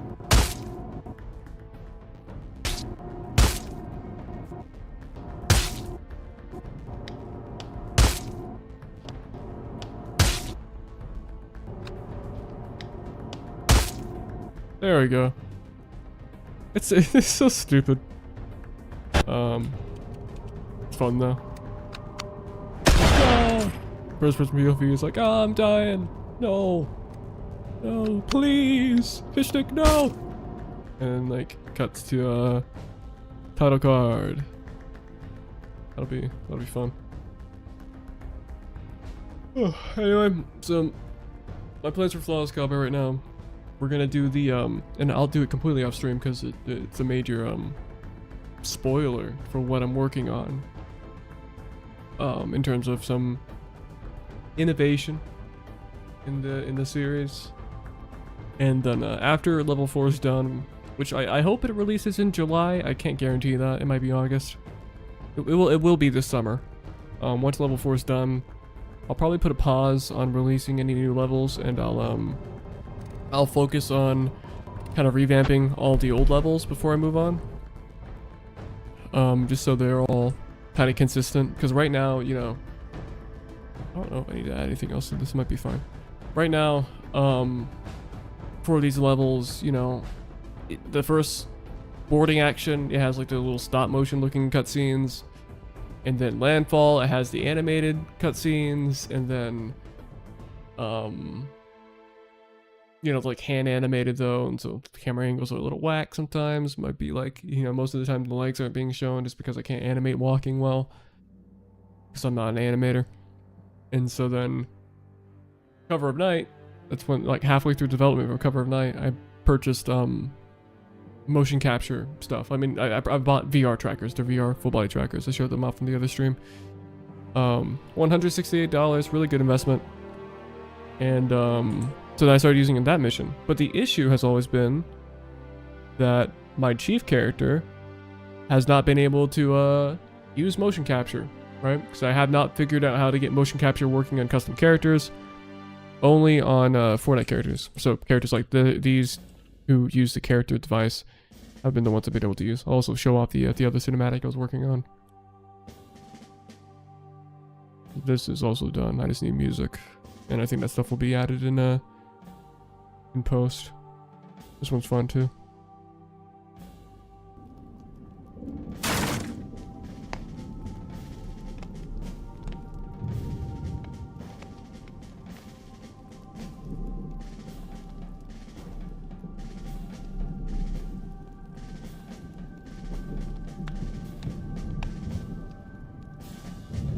It'll fade to white here, and then, you know, cinematic plays and stuff. But I think it's a really nice cutscene. It also just looks good visually.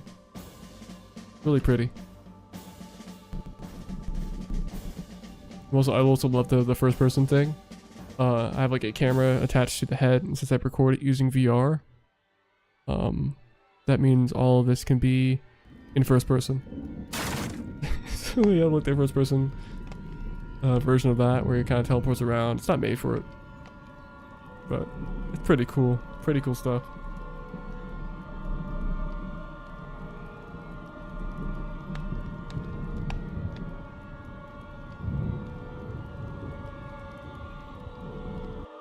I think it's really cool. It's a neat little environment though, and yeah, I saw it. It looks really cool. Also, the light caustics when you like see this coming through, it just looks really good. Also really cool because like the rest of the environment, the actual one that's like in game of the same room looks like this. All right, this is how the actual environment looks. In gameplay, a bit more washed out because it's supposed to be way more visible, and then the environment in here, you know, it's a lot more dark, and it's a bit more like there's a pillar here that kind of is in the way. Of course, the door here, the light behind it, it just looks really cool, especially from this angle or kind of some of that bloom. Looks neat. Then I don't know why it's so foggy. I don't think I did that. I think it looks good either way, but oh, I forgot to remove that. I don't know. But then this is the other area we're working on. It's just, it's neat.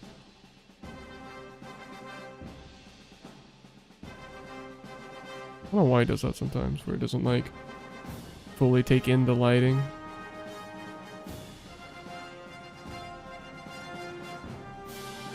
Whatever. What are these? Right. Okay. I think that's the cinematics done. I don't think there's anything else I really need to add in here. Kind of close up the door, you get the thing up here. And it's like, oh, scary. Ah! Fish stick, no! Boom! He's dead. They got him. Got my boy. Tosses it to the side. Kaboom!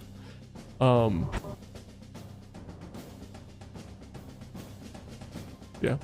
Anyway, so like I was saying about Flawless Cowboy though, so I found a way to get motion capture working with the chief character. And so, among a lot of other things, and it's gonna be really, really nice, and it'll be revealed, hopefully at Genesis Live. You know, I'll submit it. What's I'm concerned about is the copyright issue. So Halo music falls under fair use under the Microsoft Game Content Uses policy, meaning that you can use it in YouTube videos besides Halo 4, because it was recorded in a Sony studio for whatever reason. They have like weird copyright issues with that. But everything outside of that, completely fine, especially the ones composed by Michael Salvatore and Marty O'Donnell. So I can also use it in a non-commercial project such as my Fortnite maps. I'm earning money, but it's earning money from engagement rather than in-game transactions, which is really nice. So through that, I've been using like the actual Halo music from Combat Evolved and like sound effects because they're all stock sound effects. And so with this level, it's going to still use the Halo music, right? The accurate music from Silent Cartographer. Also, I did all this lighting and I think it looks really pretty. Actually really, really nice. Ignore this. I deleted, or I hid a lot of the area here so my frame rate would go up. It's a very unoptimized map. No, fish stick, no! But, what was it saying? So it uses the music from Combat Evolved. And I'm a little concerned that Genesis Studios might turn it down just because it has copyrighted audio in it.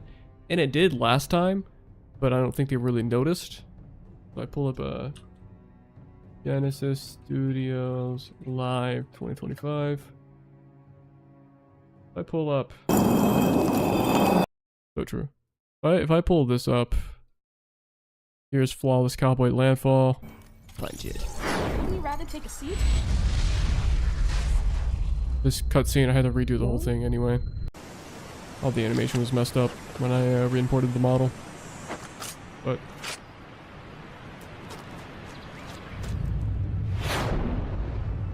oh, I guess that it didn't use Halo music in this one. Where are we? Where are we? Not sure. I guess I didn't use Halo music. Scratch that. So that was really funny because I'm pretty sure I have the longest showcase video out of all of these. Like this one goes from 1:15 to it's about 3 minutes. Or no, it's about 2 minutes, a bit over 2 minutes. And all of these kind of share like the same length. I think this one's like 3 minutes, and then mine was like goes from 3:29 about 3:56. So it was it 3:29?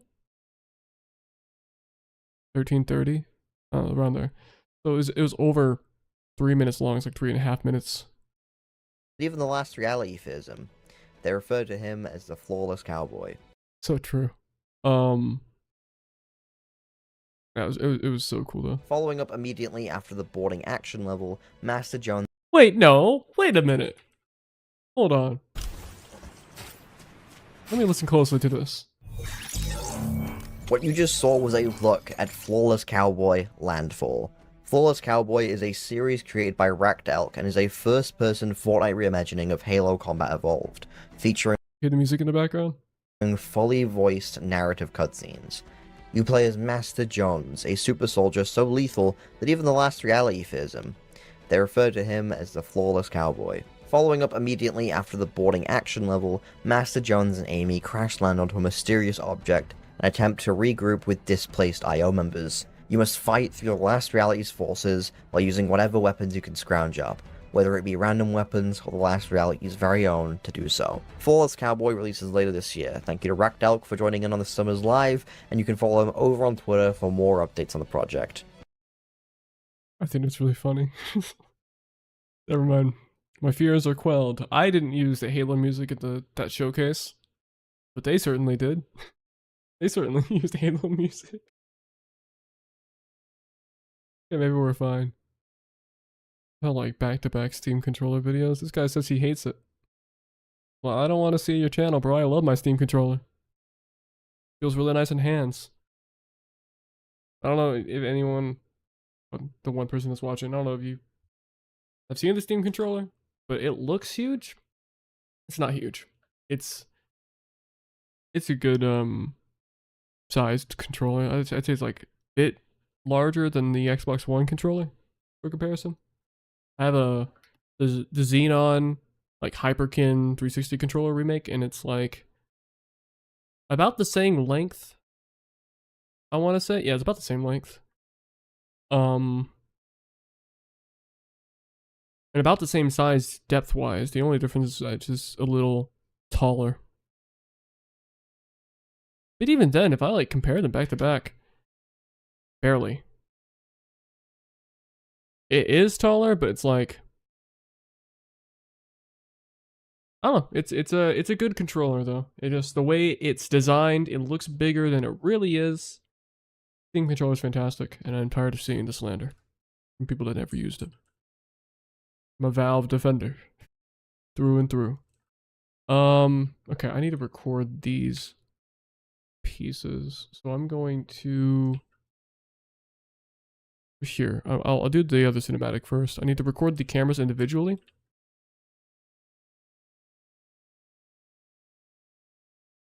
I'll put my camera in here. Also, the Genesis Live thing here. I wrote that whole script, and I was really proud of it. I even made sure that it like promoted the fact that it was a series. Like, I spent a long time writing it, putting it together, implementing different things. Fun fact, in pre-release Halo Combat Evolved, the Covenant did not call Master Chief the Demon.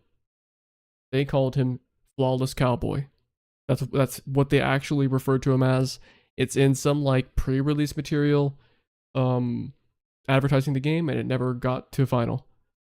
But they, before the game released, at least in canon, referred to him as the Flawless Cowboy. And there's also the second chapter title in the game says Flawless Cowboy when you start the first mission, or not the first mission, the first mission on the ring, just called Halo. And then the original subtitle of the game, or I guess what would it be called? How to say subtitle? It was called Flawless Cowboy Action, as at the very top for the prototype Halo cover. Very interesting stuff. So that's canon to Flawless Cowboy. The fact that he's called the Flawless Cowboy. That's also reinforced when the Cube Queen says it. It's like, you may hunt down the Flawless Cowboy if you wish, because that's just his name, bro. That's what they call him. Fun stuff. In that script, I like made sure to mention that like it's following after boarding action, the previous level. It's a long one too. Took him like 30 seconds to read through the whole thing. He didn't sound too enthused. I think I think they weren't happy with how long the script was. Okay, I'm gonna turn up my mic audio, and I'm gonna be recording each camera. So it's 2 cameras per trailer. So I'll be muted, and there won't be any music playing while I do that.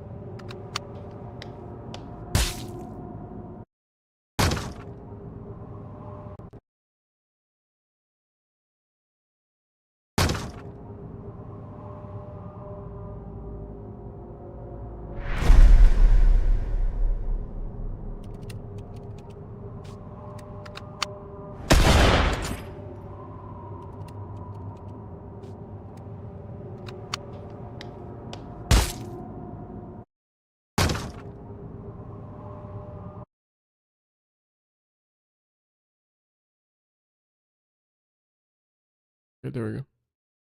Now it's remixing. Hooray. It's also really cool to see, like, something that's not intentionally supposed to be in first person, you know, be put in first person. It's just a cool thing. I like seeing in, like, third-person games like Resident Evil, if you have their RE framework on there, you can watch, or for me, like, if I'm playing in VR, there's an option to, like, play the cutscenes in first person. And, you know, it's not, meant for that, right? So your character will disappear when Leon is called out. So, like, basically he's taken out of, like, visible memory. He, you know, doesn't exist in like, the current setting. So then, you know, you have nothing to be in first person for, so your camera just freezes. And then when it comes back in a different spot and the lighting's all messed up, and, you know, cinematics like this, they change constantly between shots. Even something small as him turning around because the camera switches. You know, he teleports. And then even with this one, you know, camera swaps. But then she's in a completely different position, different animation, different rotation too. But it just works out better. Same thing with this. Sorry, that's loud. I won't go through that as an example, but you know, it's cool. I love doing cinematics. They're very fun and very cool, very epic. This map is also very fun, very cool, and very epic. Great map. Lost Dungeon.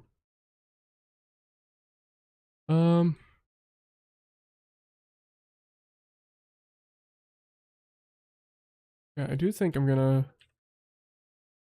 move everything though, because I can't have her be visible in game. Neither can he be visible during game.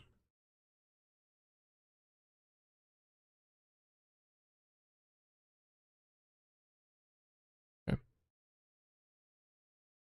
Should be good. I'm gonna save, check in changes.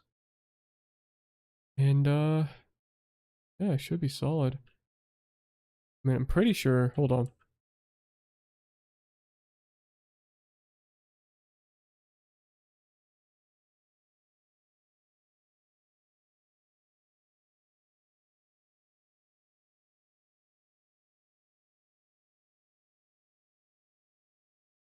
I didn't remove that, did I? Oh no. Wait.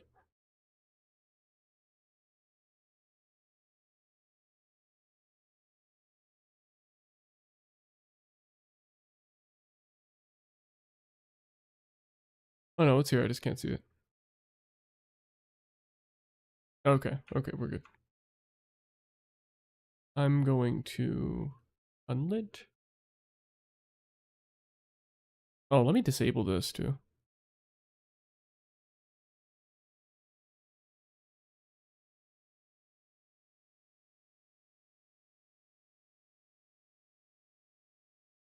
Can I disable this?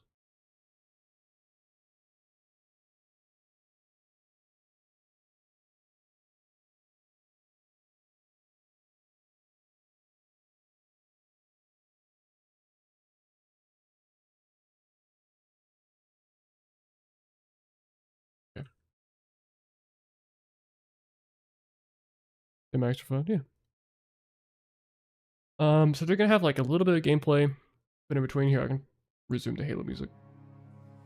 A little bit of gameplay in between.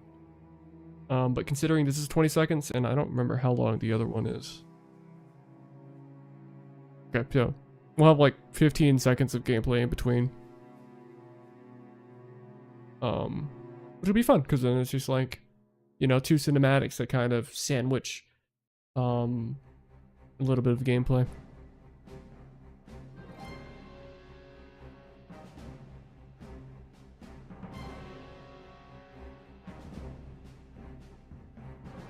I was gonna say, with the Flawless Cowboy cinematic I'm doing right now for the talent cartographer, right now, and I really hope it stays temporary. I don't think I want it in the final product. I have 2 pelicans, or 3 pelicans, but 1 pelican model, and it's just the Halo glider in Fortnite. But I removed like the little glider handles, and I removed the gun on the front. I also removed the back cockpit. And then I changed the color scheme to be IO, and then I put the 7 logo on the very top, so it's like a gray and black and white, you know, color scheme. Pelican with the 7 logo on the very top, and it's cool. But you know, and then I added in a little interior, right? Because you need the interior for the cutscene and gameplay. But I don't want to use that asset in the final game. I'm probably gonna have to use it for the cinematic, but I'll make sure I put like a thing on the bottom that says like, oh, work in progress, assets subject to change, or something like that, right? Work in progress, subject to change.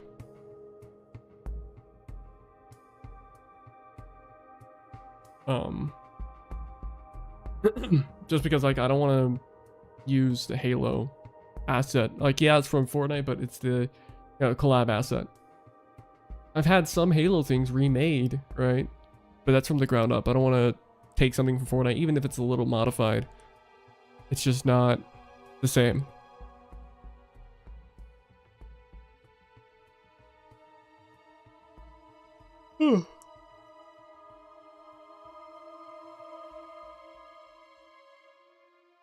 What I found out though, hold on, let me pull it up. Or I'll check these in. Cinematics for trailer. I found a big.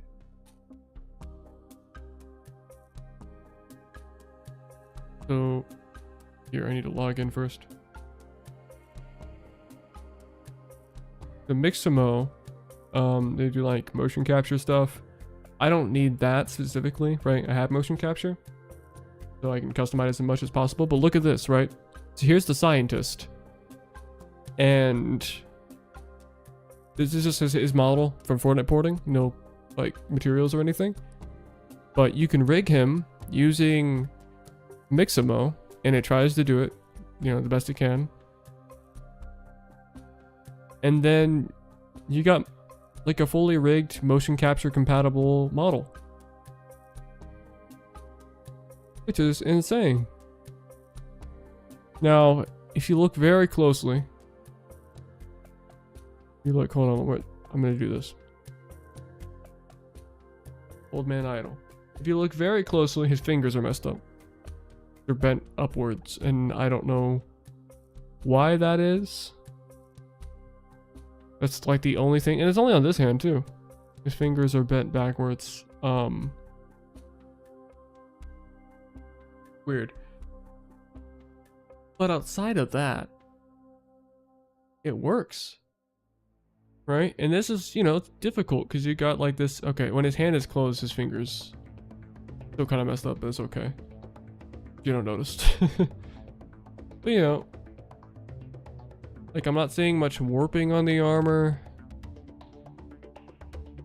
His shoulder pads, you know, stay on the shoulders and stuff. Seem like his neck is fine. Warps a little bit here. His chin's fine too, unlike Fortnite. But you know, just do a joyful jump. Yeah, there you go, Johnson. Sarge, good job. Hooray! Hooray! Yeah, I'm really happy because like now I can use this mogged version. I said mogged, bro. What is wrong with me? What do I get mogged from? This rigged version of the model. I guess it's the model is the word I was trying to say. I can use a rigged version of it for like redoing boarding action, landfall, and cover of night cutscenes that include them. Now you can use motion capture because he's not on the character device. He probably won't be for a while, and whenever he is added to the character device, it will likely be the new scientist. Assuming they do that, right? I'm assuming that for OG Season 10, they're probably going to do a new scientist variant.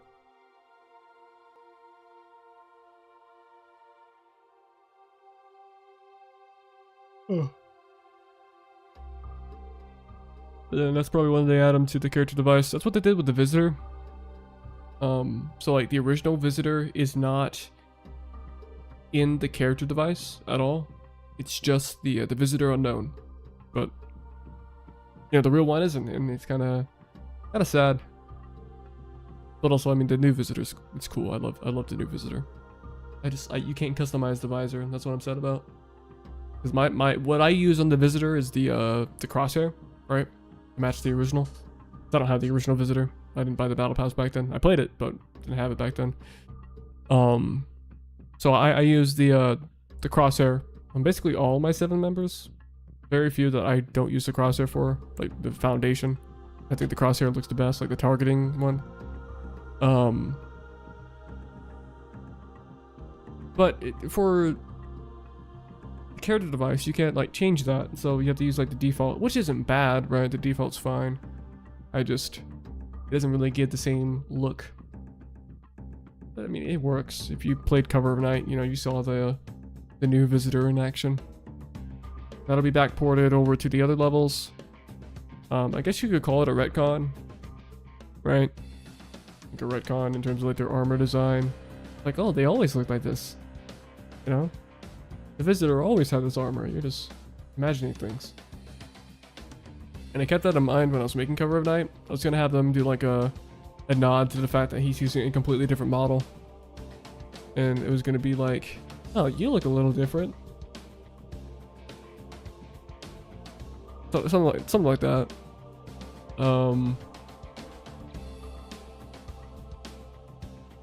But I didn't do it because I figured I was gonna do motion capture for those levels, and I am, so it wouldn't have made sense.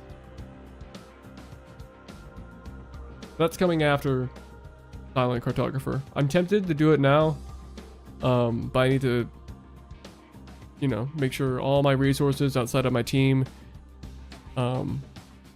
just like I still need to spend time with the team and work on these projects, but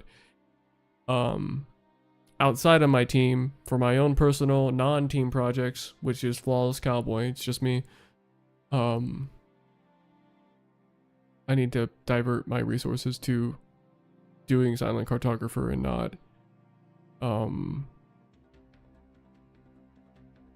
not, you know, going and working on older levels, because those can wait, right? They're old content. People want the new thing.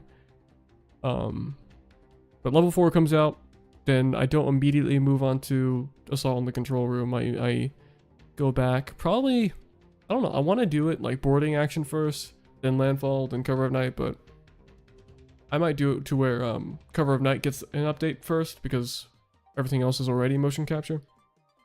I do Cover of Night, and then that's doing motion capture for Jones and the Scientist, and then I move on to Landfall, the exact same thing, Jones and the Scientist. Scientist sits in like the little falcon at the very end, and then Jones, of course, he has the 2 cutscenes. And then boarding action is going to be the most difficult because it has the longest cutscenes. Or I guess it's close to Cover of Night, but it has long cutscenes, right? And pretty big in scale, a lot of moving pieces. So I got to do motion capture for every single one of the little foot soldiers, the Marines. I got to do it for the Captain Keys. I don't know if I'm going to hand animate Cortana or do motion capture for her, because motion capture might look weird on her. Maybe I'll just hand animate, base it on the original. Not too sure. So she doesn't move like at all. She just stands still.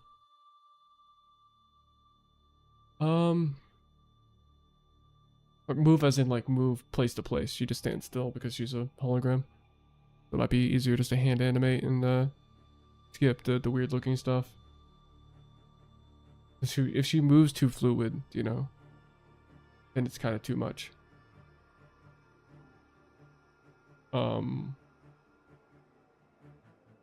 I'm hyped. I'm hyped. It's gonna look sick. Especially that Johnson part where he's like doing his speech. You have to put in energy. Like walking past all the Marines. It's like, what I Joe to go with it. That's the wrong scene. Halo 2. Oh, too late now. What I Joe to go with the have any fancies, mansion tanks. We had sticks. 2 sticks and a rock for the whole platoon. And we had to share the rock. Whenever he's doing a speech, I get to be all lively during that. Be fun.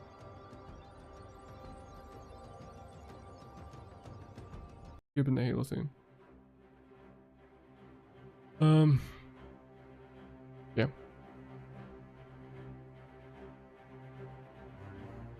When I do boarding action, it's definitely going to be a lot more improvements. Same thing with Landfall. Big Landfall, not as much, but definitely going to do a lot of improvements and stuff to get these in line and all kind of on the same level of quality. I think Landfall was kind of rushed. I'll probably like redo the Forerunner towers and stuff, or at the very least like the middle part of the Forerunner towers. Maybe the base of it is fine, but the middle part of the Forerunner towers definitely needs to be redone. I want to extrude the shape to be the same as like the normal beam towers from Halo, because now I know how to do that. Boarding action, I want to make it more professional now that I know how to do a lot more. So at the beginning, maybe have like the title screen. It's like Flawless Cowboy, and it's like circling around the Pillar of Autumn ship, or the IO blimp or whatever. It's like circling around that, kind of like the classic Halo Combat Evolved start screen. You see the loop in the background and stuff, and then press start, and it goes into the cinematic. Like, Amy, all I need to know is, did we lose them? I think we both know the answer to that. Goes through all the motions and stuff. And instead of like, you know how for Landfall and Cover of Night, and then in the future for level 4, it, you know, it kind of says like the title, the level. For boarding action, since it's the first one, it would be more like it'd be like Flawless Cowboy. It'd just say Flawless Cowboy on it, because you know it's like you're starting it. That's like the very beginning of the whole series, and which is called Flawless Cowboy. Almost like its own like main menu with one button. But that's probably what I do, because right now it's kind of an outlier where it's it was the first ever UEFN map I made, and you just start into like a little box. You just start into a box, and it's like a segment of the ship, and then that's it. And you have like the start button as like a billboard right in front of you that says start. And I still find myself using the billboards every now and then.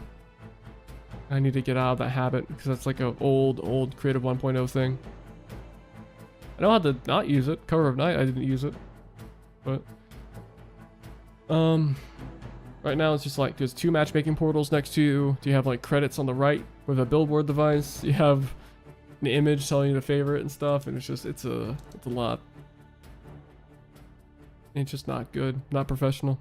It's cool that like it looks like you're on the ship, but you know, it's not how I want the main menu to be. I want it to be like Halo. See how long it's taken to check into revision control? Oh, earlier I was talking to no one. I was screaming to the void, but now I have someone to scream at. Look at this. So there's this guy, Davi Davis. He's a scammer, basically like a. I have my message request next to the bots. There he is. He's next to the robots, the AI. That is priority, bro. He's he's that much of a scammer. But this guy, Davi Davis, he claims he's made like. Oh, let me open his profile. He's claimed he made like $2 million from Fortnite. Right, and he's all about like being on the grind. I mean, literally, keep grinding, bro. And his whole YouTube is like him trying to be all like inspirational and stuff. I don't know why he's like shirtless laying in his bed, bro. That's weird. That's weird, dude. That's weird. I searched him up earlier, but he was fine as his channel again. You just like scammers and frauds? I hope you do. Be a little weird if you didn't. Yeah, I'll find it. I'll find it. Hold on. I don't want to. I'm stopping music. How do you spell it? How do you spell it? That's a weird way to spell it. Navhi Davis. There it is. So this is his Fortnite channel, right? And this guy has been doing this for a while. All right. Doing it for a long time. I think just by me scrolling here, you can kind of see a theme. And then I guess he moved all the shirtless inspirational videos to his other channel.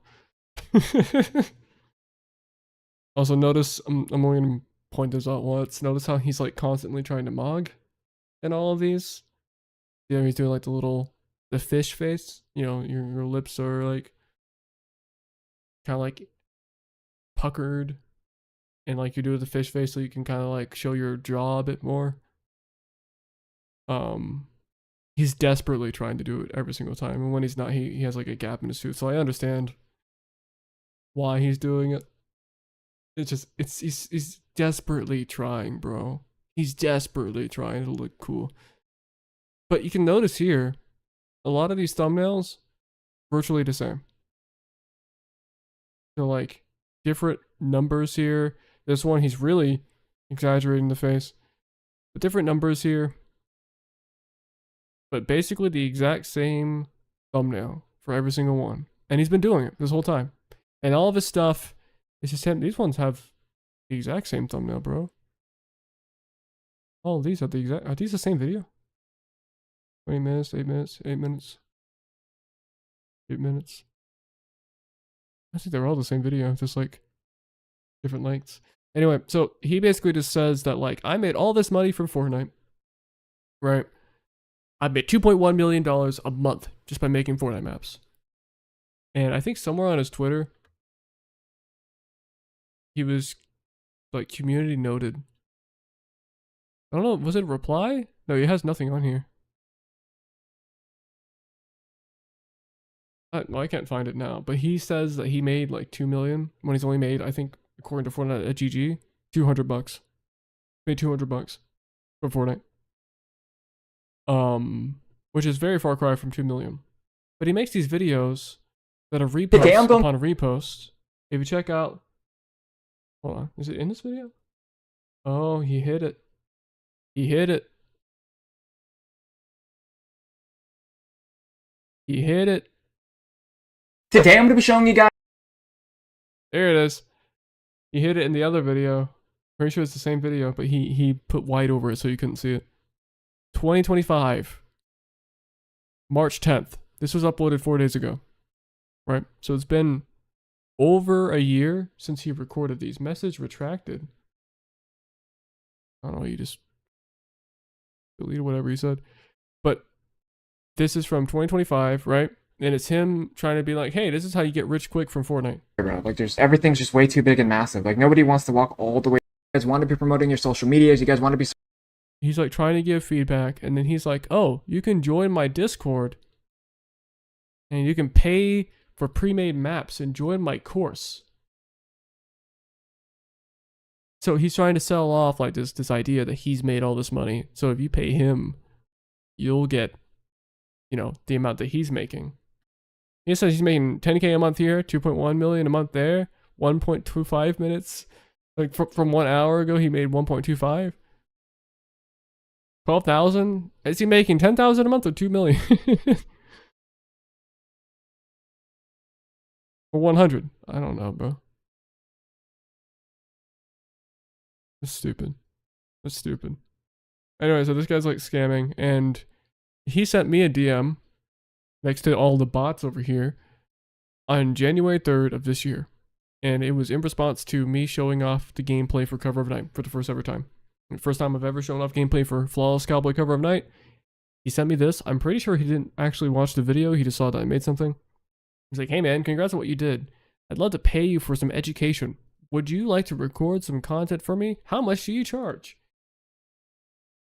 Obviously, didn't respond to this. It's like getting a message from the devil himself. But he thinks I would, for some like low ball payment, because he doesn't get paid $1 million, 10,000, or however much from Fortnite, that I would record some content for him. He's asking how much I charge. And I assume he's like, because he's saying some education, so he wants me to kind of show how I did stuff, and then he would post it on his channel. And I guess he assumes I just make the brain rot maps and stuff. Let's keep the story short. He needs to keep the amount he makes sense. I mean, yeah. Fortnite.gg says he made $200, and Fortnite.gg overshoots. I can show you right now. So currently, I've only made $600 for Fortnite. In the past year. And when I go to like, oh, let me go to cover of night. Just like a lifetime. What are you? Yeah, that's a bad example.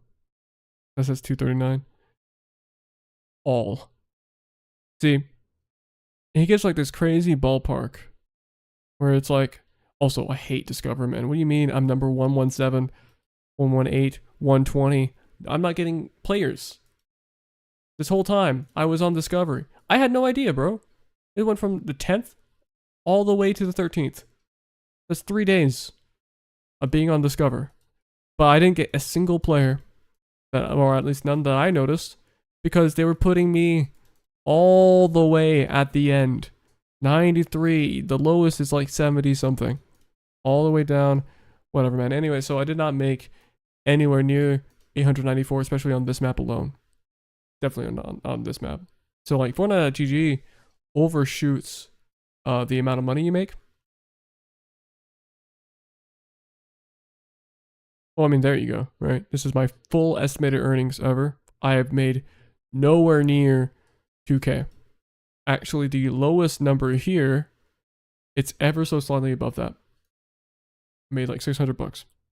That's all. And it's estimating that between that and 2K. So even the Fortnite.gg estimation for this dude is probably wrong. And it's probably less than that. And so like, I hated this because I wouldn't be giving him the, what he wants, right? It wouldn't be like, oh, if you want to make Fortnite maps, you got to do this, this, and that, and you got to make all the money you can. No, the way I would do it would be like here is, let me open up Vegas. So here's like, this is what I do. And you don't want to be making money if you're going into UEFN to create. If you're in it for the money right now, you're not going to make money, right? You're not likely to blow up like he's saying. You want to build up a community. And you want to build it up over time and get a reputation. Because if you create something that people think is cool, that people are looking for, that people like, they'll go to that, right? They want to play something that's unique.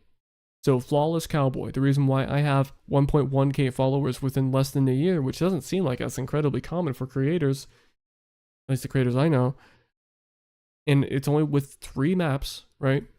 3 maps, and the third one got me over to 1k. You know, that's because I created something unique. I created a community, but the things that I make are not money makers. They can generate money over time, but it's not much. And definitely, wait, was that the project file? Hold on, now I gotta open up the project file again. I already had it made. I'm stupid.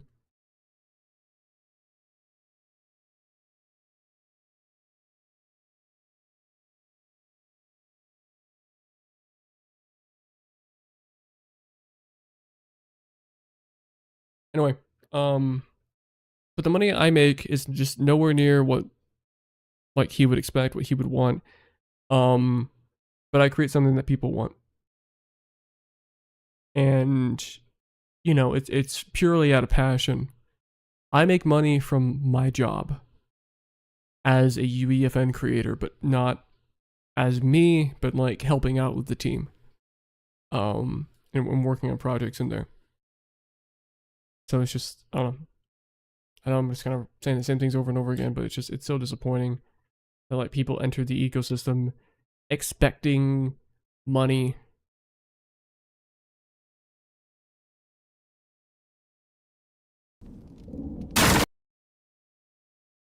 Hold on, I need to fix that. That's all I care about.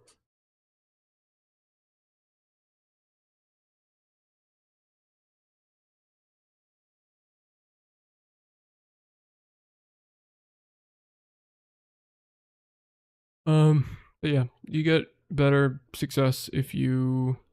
Oh, is this the right? Oh, this is the wrong recording, isn't it? This is the wrong recording. No wonder I was confused. If you wanna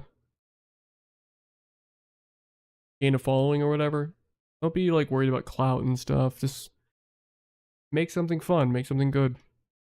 Tired of this influencer culture trying to be cool and appearing cool and talking about getting money all the time. Maybe it's just me, but my priorities are just making something good. You know? And I'm not trying to be like, oh, I'm on such a, a high up moral high ground. I'm so better than you, but like, I just think it's important. You know, it's just make something good just to make something good. If you're going in it to make money, you won't make money. Not every project needs to be about money, so it should be fun too. Yeah. Now, I've seen some people take it to the extreme, right? Be like, oh, if you're working in UEFN, you shouldn't be making money. You should only be doing it for fun. But that's kind of a naive approach because, again, I'm in a team, right? We make games. In UEFN. If we didn't earn any money from it, we wouldn't be able to be paid, right? Especially when Discover's doing so bad right now, we might not get paid.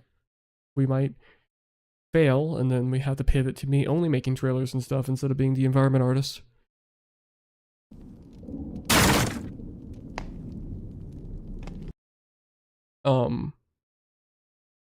But it's like you shouldn't be going in and making slot maps that are for the sole purpose of making money. It's just not good for anyone.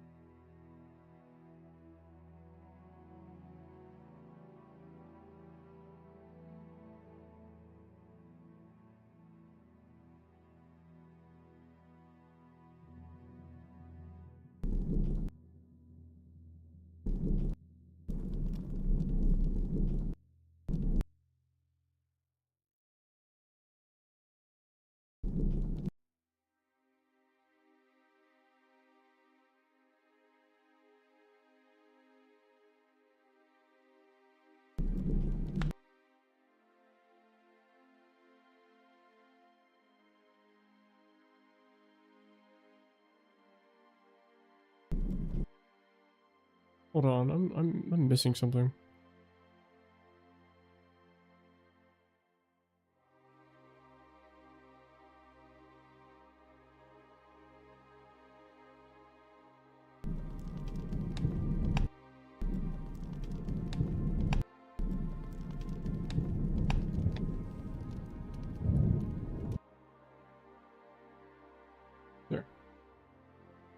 1 second.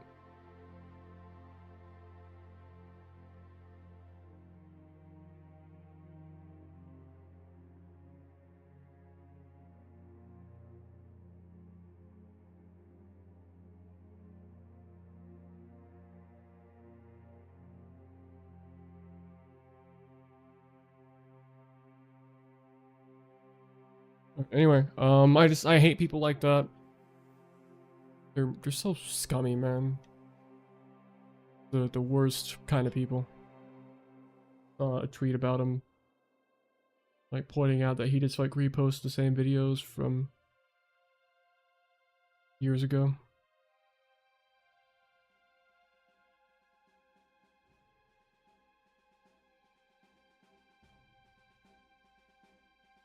Okay. So now it should be the full cinematic, just proper frame rate this time, like instead of 30 FPS.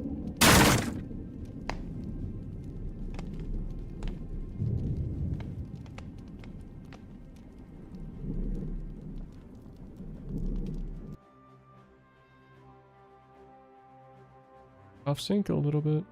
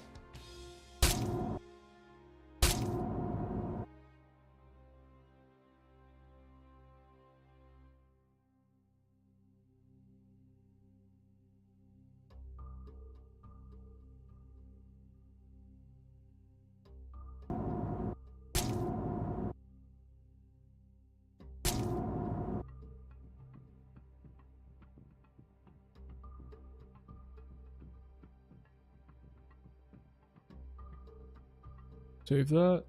The actual thumbnail for Fortnite.gg.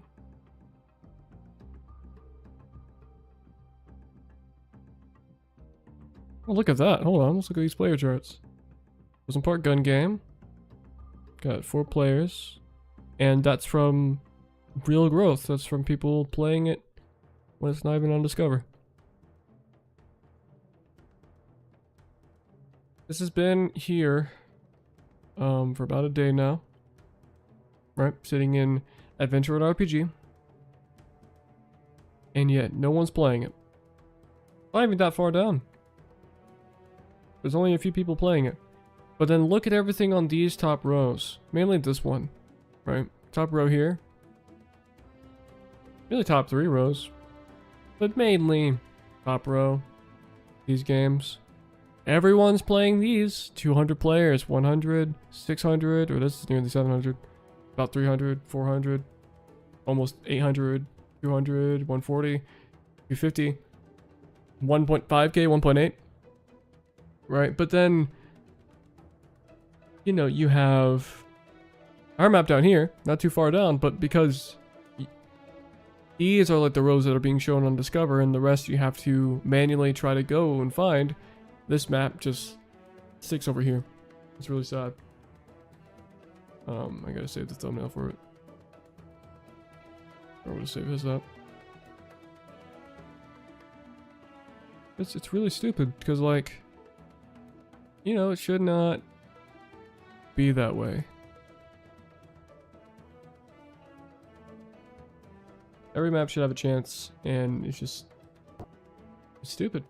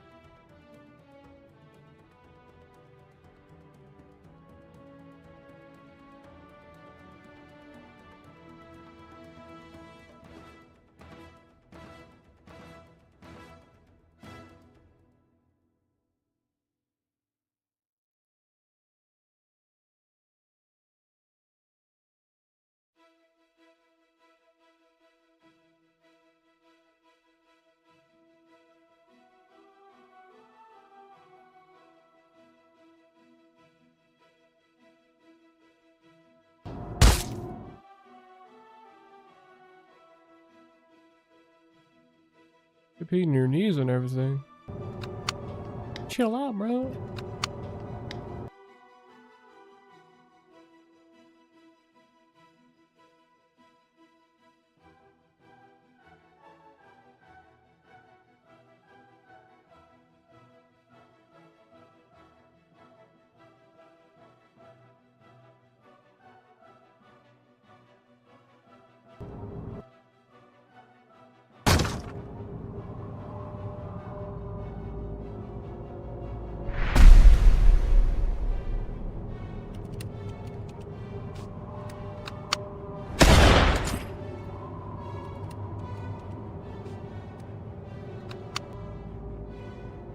We'll watch it again. Kaboom. Bam! Oh, the little run up. Oh, kaboom. We'll see that again. Okay, fish stick. One more time.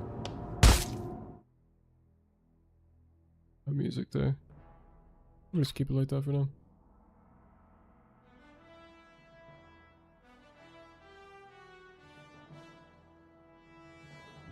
So stupid. Whatever. Kaboom. Poor fish stick. It's like pointing upwards too. I was gonna have him hold a gun. Right, because you can't see it, but off camera the animations of him like trying to shoot him We're trying to shoot a red knight, and then it's like, oh wait, I don't have any ammo. And then like he like, tries to hold up.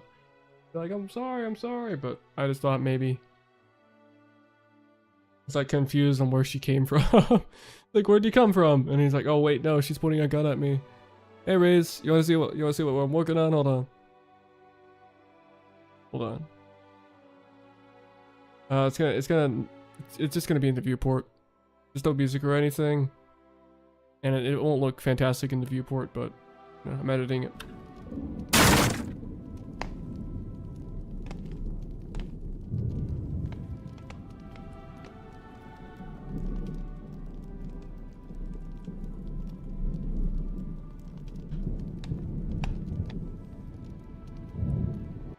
Then it'll go to gameplay, and then here's the second part after a little bit of gameplay.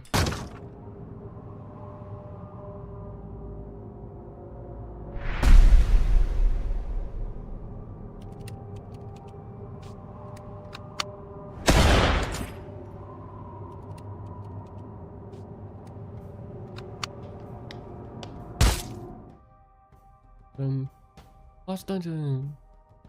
Auto card, and then we'll have a little fade at the end.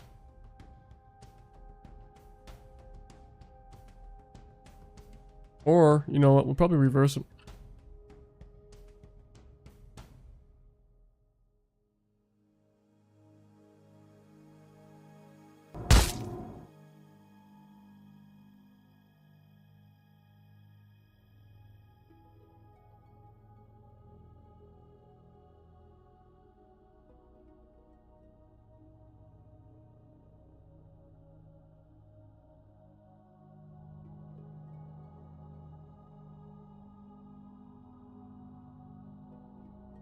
I'll make that a little faster.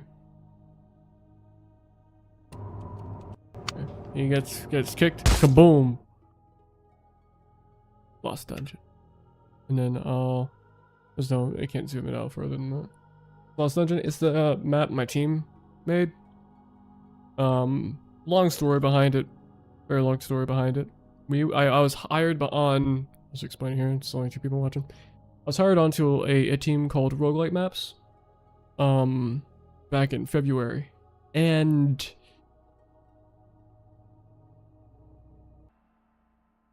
the music, and it was just working on this map called Lost Dungeon, right? And after about a month of working on it, the CEO, and he owns 2 different creative studios. One's called Roguelite Maps, the other one's called Training Maps. He said that we weren't making enough on the map, and so that we were going to pivot. And so he laid off everyone else besides me that was like working on that project, and then of course like the head of the studio at the time. And he moved me to the other team willingly, but I had no idea that if not I would have been fired, which is crazy. And I can say all this, but we nullified the contract. I can say this stuff, but then I was on this other map, or other team called Training Maps, and we were working on comp maps, and I hated it. But I still worked pretty hard on some stuff. And then they fired the head of that studio. And so then I just realized that like I wouldn't have been able to just keep working on those stupid training maps. And so, because like no one else was like able to kind of like lead us. And so I joined the guy that was just fired, like the head of the studio, on my own volition. Joined his team that he already had. And then later on, we were gonna, still probably are, we're gonna create like a roguelike, and we were gonna buy some code. And because it takes a long time to do like code for roguelikes. And so we were just gonna buy the code from this map that we were working on the Roguelike Maps team. And then the guy offered like, hey, how about you just buy the whole thing? We're like, okay. So after a lot of negotiating, he bought the map. So we reacquired the map we already were working on. So now we own Lost Dungeon.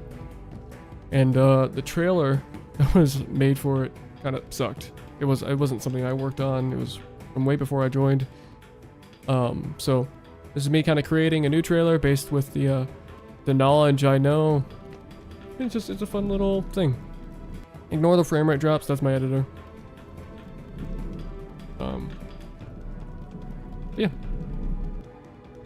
the OG trailer? Let me.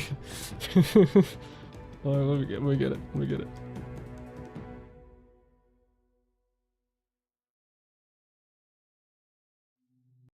Pause my music for it.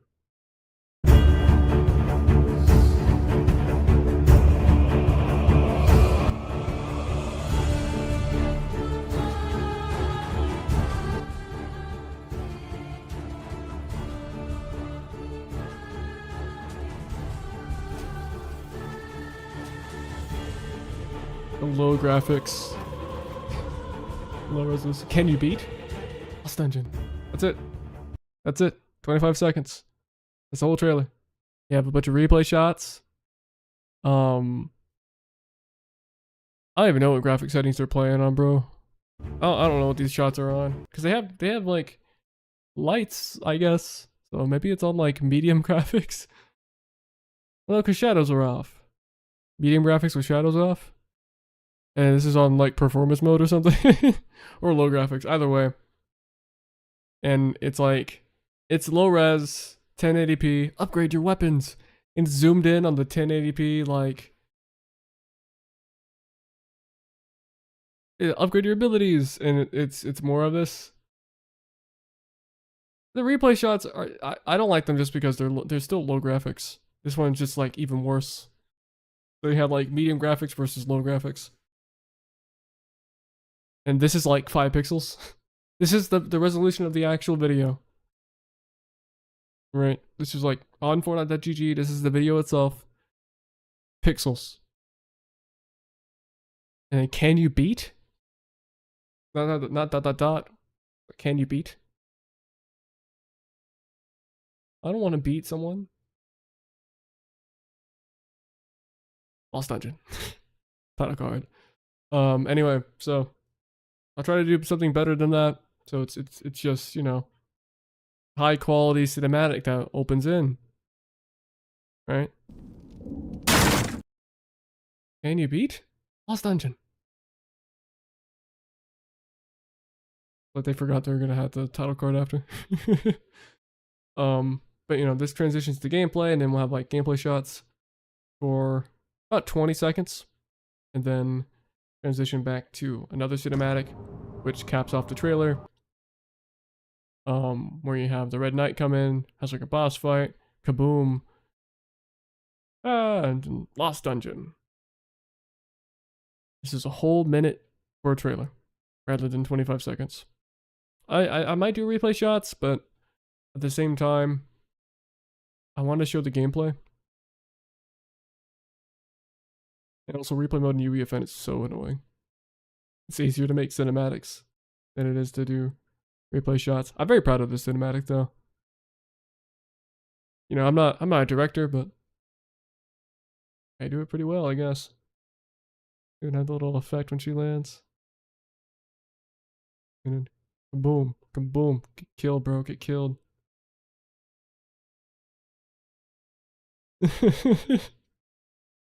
It's amazing. Anyway, yeah, I'm very proud of this stuff though, and definitely better than Can You Beat Lost Dungeon.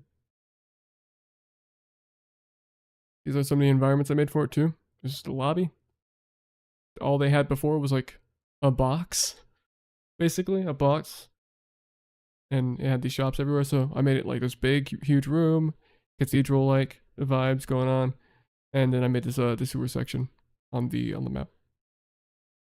We didn't have any screenshots, and I didn't want to take any at the time when he was publishing a new version of it, because this is just from my art station. This is just some of the screenshots I took from my art station. This is the lobby. All right, very pretty. Better than a very basic box. I made all the sewers, and then this is in game. You have like the motion capture. You know, they interact with stuff. So this guy interacts with the guns. And you'll watch, he'll like, I guess I don't show it. Anyway, this is what I did on the Trading Maps team. This is one of the environments, and it's still not published, by the way. It's been like a month or two. Still not published. Basically done. They just needed to implement the actual gameplay into like these little boxes. But I made this like nice little waterfall with the open range. This was all me, by the way. did all this, right? This is an area, so like weapons would be down here, and then here's like all the like this aim stuff, like 2-player aim training, and then some extra stuff over here. And then here was like a 0 build training grounds. This was the last thing I did before they decided to randomly lay off the head of the studio, who was working quadruple the amount of hours he should have, and you know, was putting in the most effort among everyone. But whatever. It was stupid anyway. Why would you put the guy that made Flawless Cowboy and, you know, does all this stuff on the basic training maps, you know, team? Anyway, here's Landfall when it was still gray boxed. And it was empty. Yeah, I did pretty well. Gray boxing was good. Anyway. Yeah, so I need to go get gameplay and stuff for the map. I also need to take a break, so I think Flawless Cowboy the best map. You have no idea, bro. I was saying earlier, I mean, don't say what you've seen. Don't say anything about what I've sent you already. That's a spoiler. That, you know, the new stuff I've been sending, don't mention what it is. But it's major, and I'm gonna start working on the cinematic that's gonna be at Genesis Live. Thank you. I'm gonna post the I'm gonna make the cinematic for the like the opening, then the initial battle. It's gonna be sick, dude. It's gonna be sick. I've made like the very basic bare bones like intro of it, right, with the camera hands from the water and shows the island. No spoilers, got it. Don't worry, I'm telling Reese so he doesn't spoil it in chat, because he's seen what I'm putting together, and it's something, man, something. If you're a big Halo fan, I mean, he doesn't know everything, but if you're a big Halo fan, you're gonna love it. You're gonna, especially if you're a big fan of Combat Evolved. Yeah, it's mega cool. It's yeah, got a talented person, multiple talented people, to make some stuff for it, but it's so cool. You'll see it though. You'll see it. When's Genesis Live? Wait, let me go to the Twitter real quick. Genesis Studios.